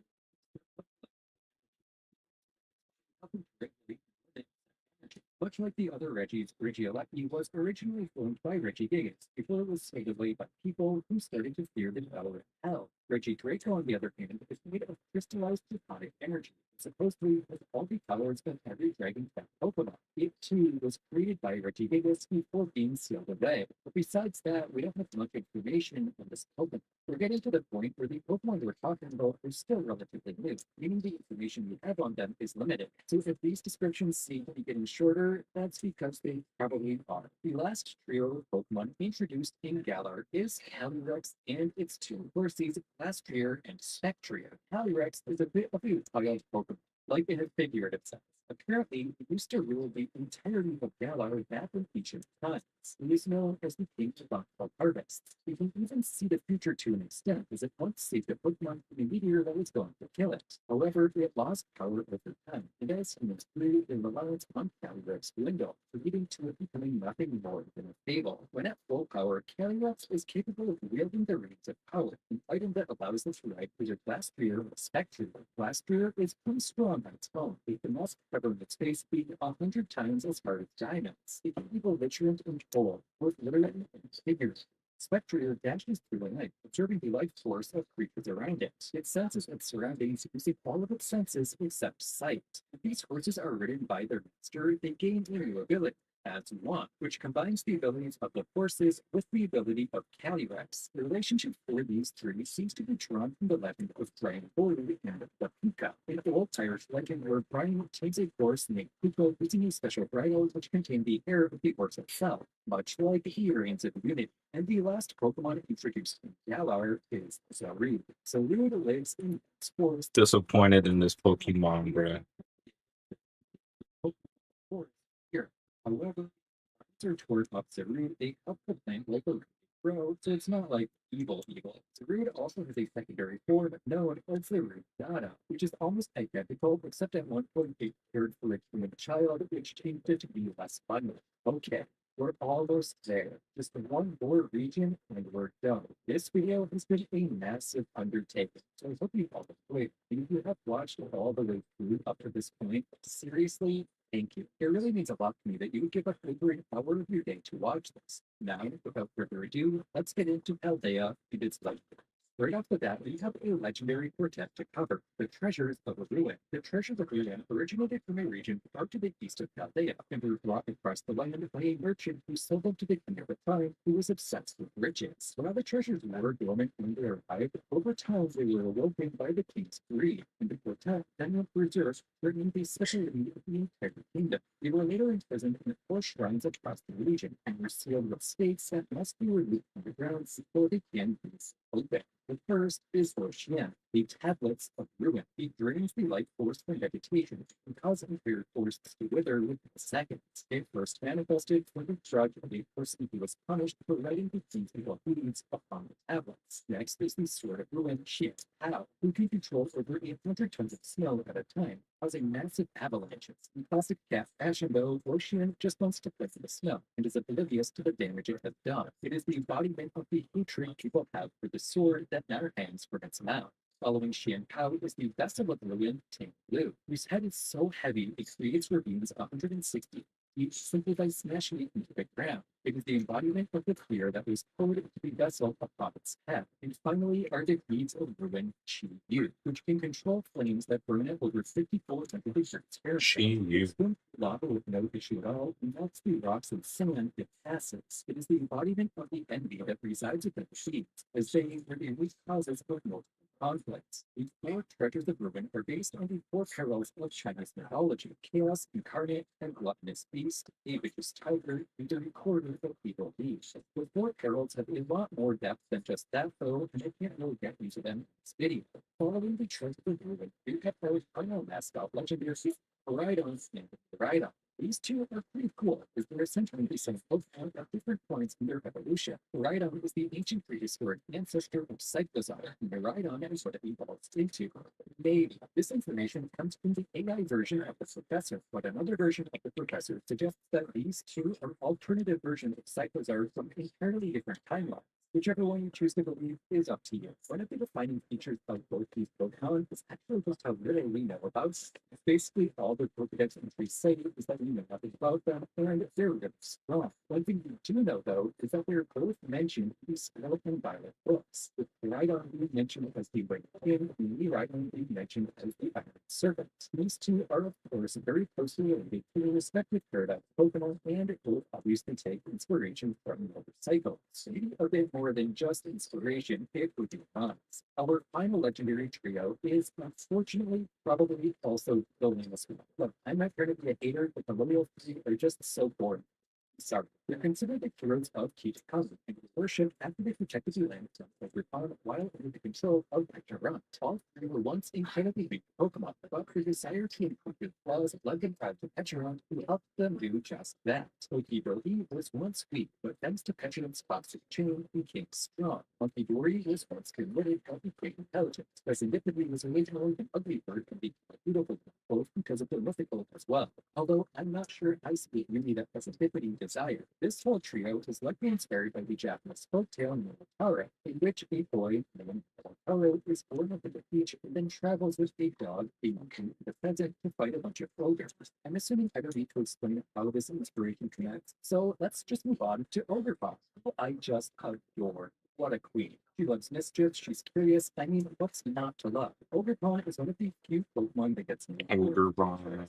The form depends on the mask she is holding, and she has four different options at her disposal. The teal mask, which is default, allows for a mask which draws in the color of water and is balanced in both attacking and defending. The earthworm mask, which draws in the color of fire and makes her highly aggressive, and the cornerstone mask, which draws in the color of stone and gives her excellent defenses. Upon terrestrialization, Ogerpon loses her grass typing and becomes the single type of the mask, unless she's wearing the teal mask or grass is her own typing. Ogerpon is obviously inspired by Oni, a creature from Japanese folklore that is basically an ogre. She's specifically inspired by Oni of northeastern Japan, which makes sense as that is the region that Kitakami is focused on. And the last legendary Pokemon is Terapagos, the originator of the terrestrial phenomena, is a cute little super powerful hero. Terapagos has three forms: the normal form, which it takes on outside of battle, the terrestrial form, which it takes on when it enters battle, and the stellar form, which it transforms into upon terrestrialization. Each of these three forms gets progressively stronger. With the stellar form, you will be two Pokemon with the weight stat total in the 700s. Terapagos is a previous form Okay. that got trapped underground as a result of earthquakes. I made a lot of progress. Stellar form is incredibly powerful, and we can see it causing deep cracks in the earth when it maintains this form. Stellar Terapagos is also the one that is written about in the Scarlet and Violet book, where it is described as a living planet, which, like valid description, if we're being honest.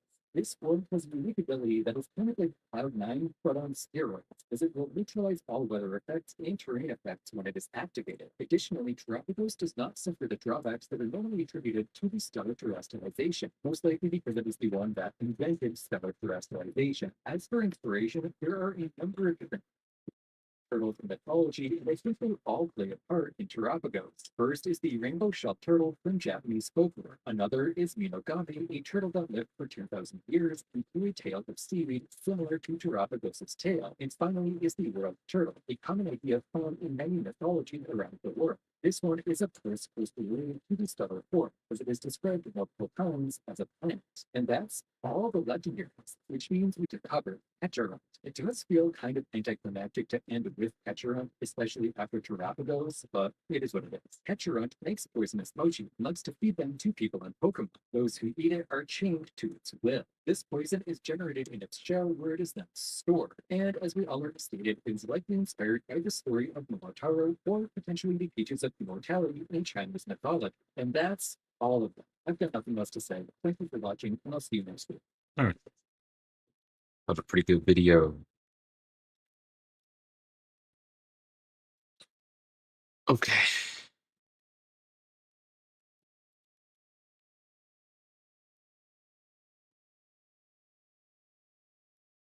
Made like a little flower at the bottom of this.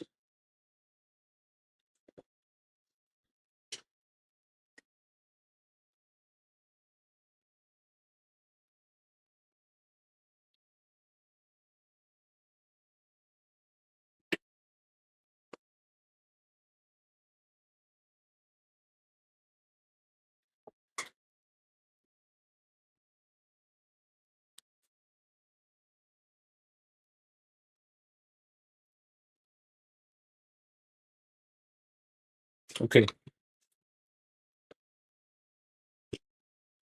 So, be right back.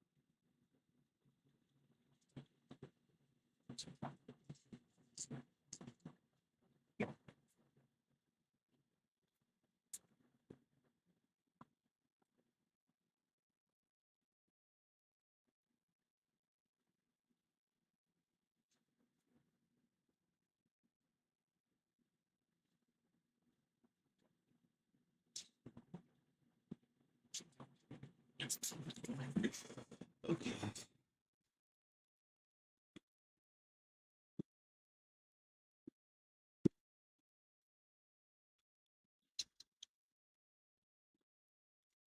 The cursor died. Chat.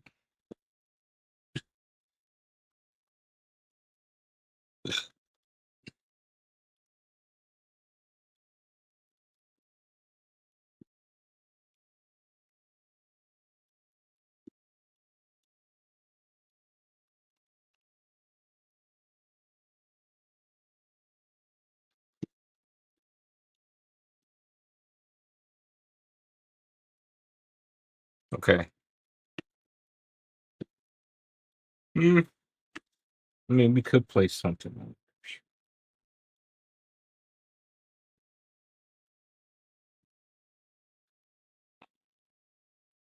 Overwatch and Geometry Dash. Not too sure. Be right back.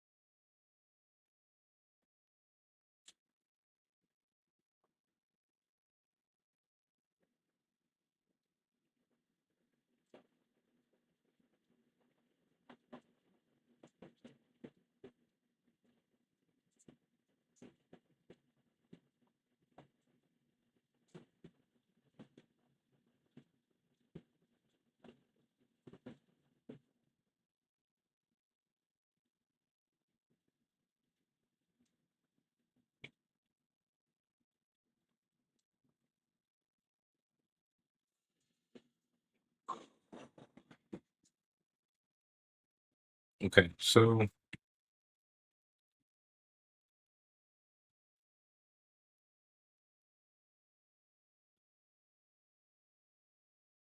is there anything out?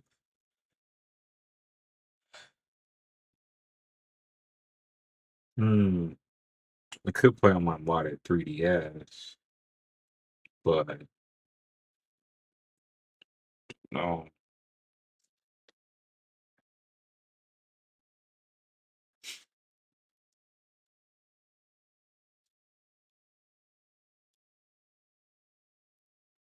Maybe like one more video.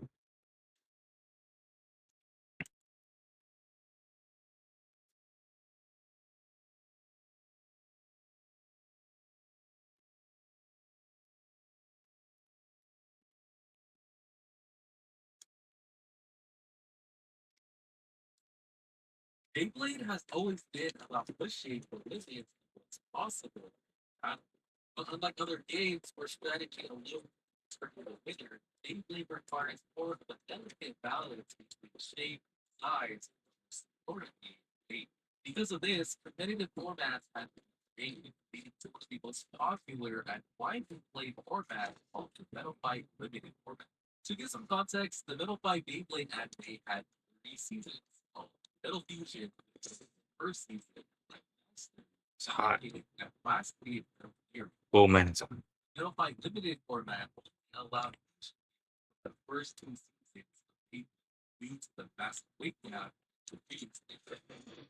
Because the Beyblade theory had a game-changing innovation that introduced the iteration of the full. Unlike traditional fusion wheels, the 4D wheels were split into two separate components called the frame and the spoke. This allowed for intricate motion with shifting between multiple modes and or altering weight. With these advancements, it also naturally increased the weight of the wheel. The average 4D fusion wheel would eventually weigh around 41 grams on average, the highest being at 51 grams, which would significantly weigh heavier than the 34 average gram wheels that defy the metal fight. And to maintain balance, all 40 wheels were banned in the metal fight limited format, only being legal in a separate format of its own called the 4D format. But what if I told you that 140 each wheel was thought to perform so poorly with the format that it was actually unbanned and allowed in the metal fight limited format? Well, this is the story of the 4D fusion Jade. Now, Cool. before we dive deeper, let's first cover the Jade. The Jade wheel was pretty unique, it featuring four metal balls on its frame, which actually affected its performance heavily. The Jade Fusion wheel also had two modes, utilizing the quote feature. I thought that was Bottom frame I fell for that.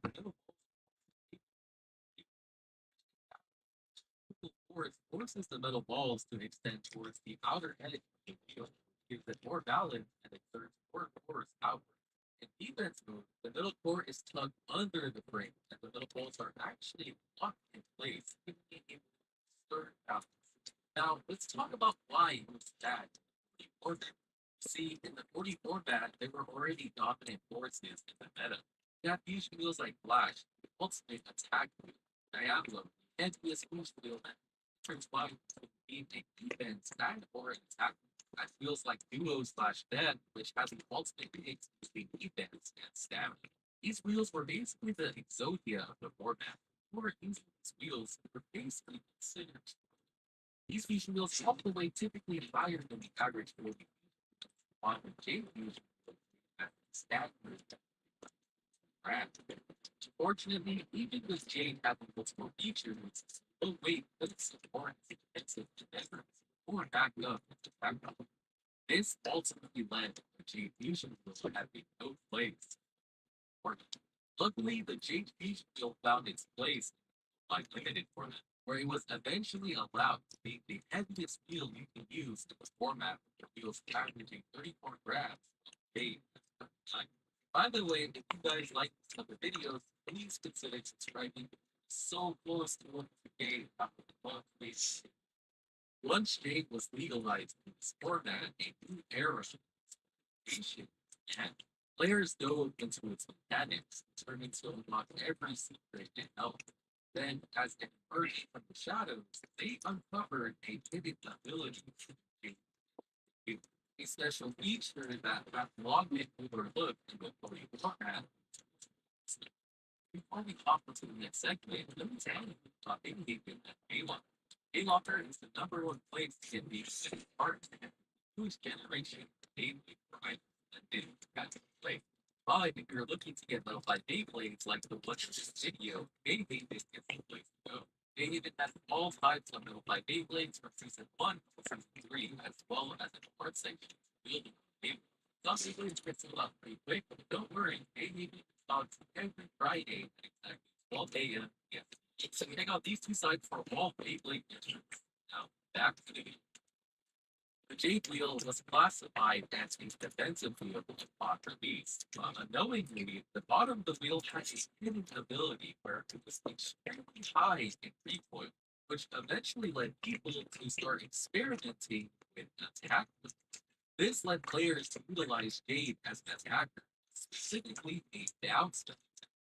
They utilized a pretty uncommon spin strike, which was Jordan, which is also the tallest spin strike in the game, as well as being supported by the Richmond tip. Overall, the down smash attack build was an extremely uncommon strategy. Beyblade, as most Beyblades wanted relatively low in height, but some meta dominant combos like Blade 230 and more stamina builds utilizing the very broad track averaged around the mid height in the game, which Jade can heavily take advantage of as the height is perfect enough for Jade to hit the fight under. Jade was also fight dominating in the defensive move as well, taking advantage of super high weight or builds that utilize the extremely short track as well as the rubber top 10 to be stable. Which the short track was extremely important, so the bottom portion of high recoil was never exposed. This defensive method actually made it extremely hard to knock Jade out, as not only was Jade able, size itself was slightly larger. This in turn made it a top tier defensive buff. But this also came at a cost, as let's say Jade. This piece will come from the Beyblade Jade Junior, which you can buy used for around $200 or drop 400 for a new one. So because of the high price points, the utilization of Jade wasn't as high as the but if you were able to afford it, able to utilize some top tier combos at the cost. Right. So what was the people's reaction to the space people? Well, surprisingly, unlike other videos where usually a combo is a string format, Jade was relatively well received. Jade was really good in the stat department that it reports in, but not towards the point where it was impossible to beat. It actually big into the Beyblade rock paper scissors system where the defensive build for Jade is the stat at times exactly. It wasn't frustrating to go against, for example, combos like 30 was just one of the top options to utilize in the format. Overall, James seems to fit quite well into the format. Takes Oscar option and required boss. This is why the Metal 5 Limited format was so great. It wasn't heavily dominated by public parts. It had a lot of variety where parts it matters. And eventually, this led to an extension of the like limited format, and it proved Bosley as the underboard. Which also uniquely changed the meta. Wait, that's more. Always, thank you guys for watching this video. If you guys like this type of videos, or please consider subscribing. So close. Okay, so you guys.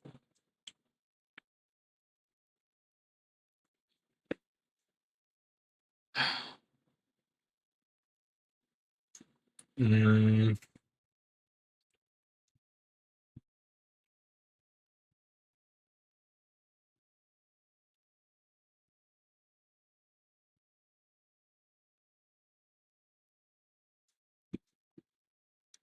first thing.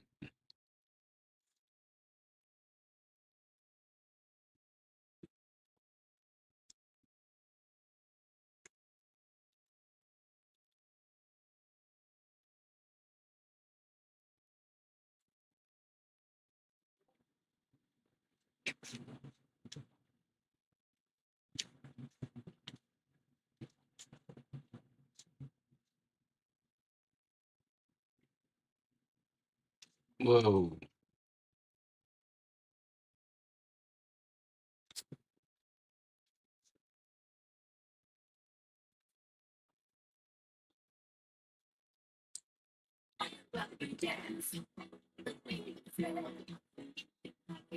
God damn.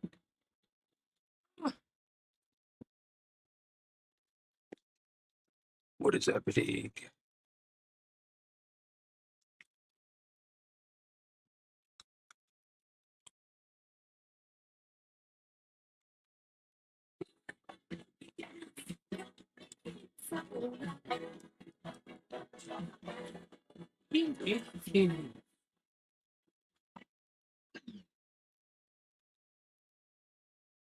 What the hell?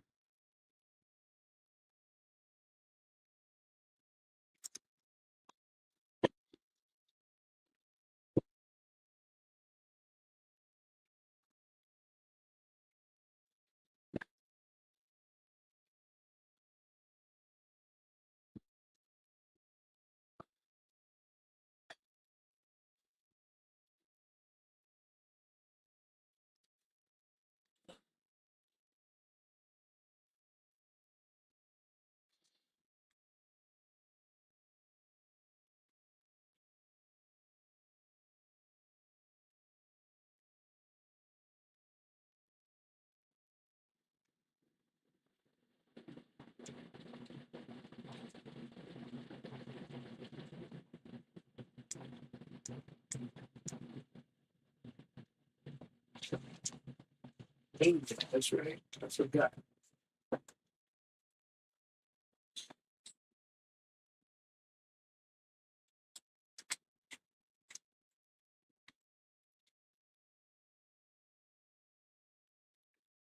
Why is this acting up right now?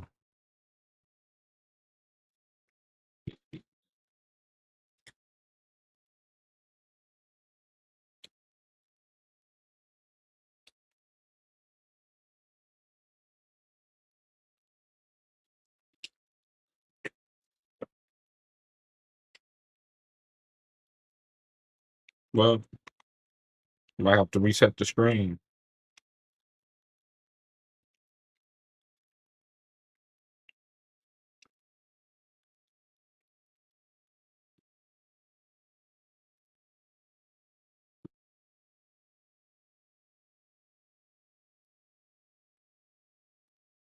So glitchy. All right, y'all. I'll be right back.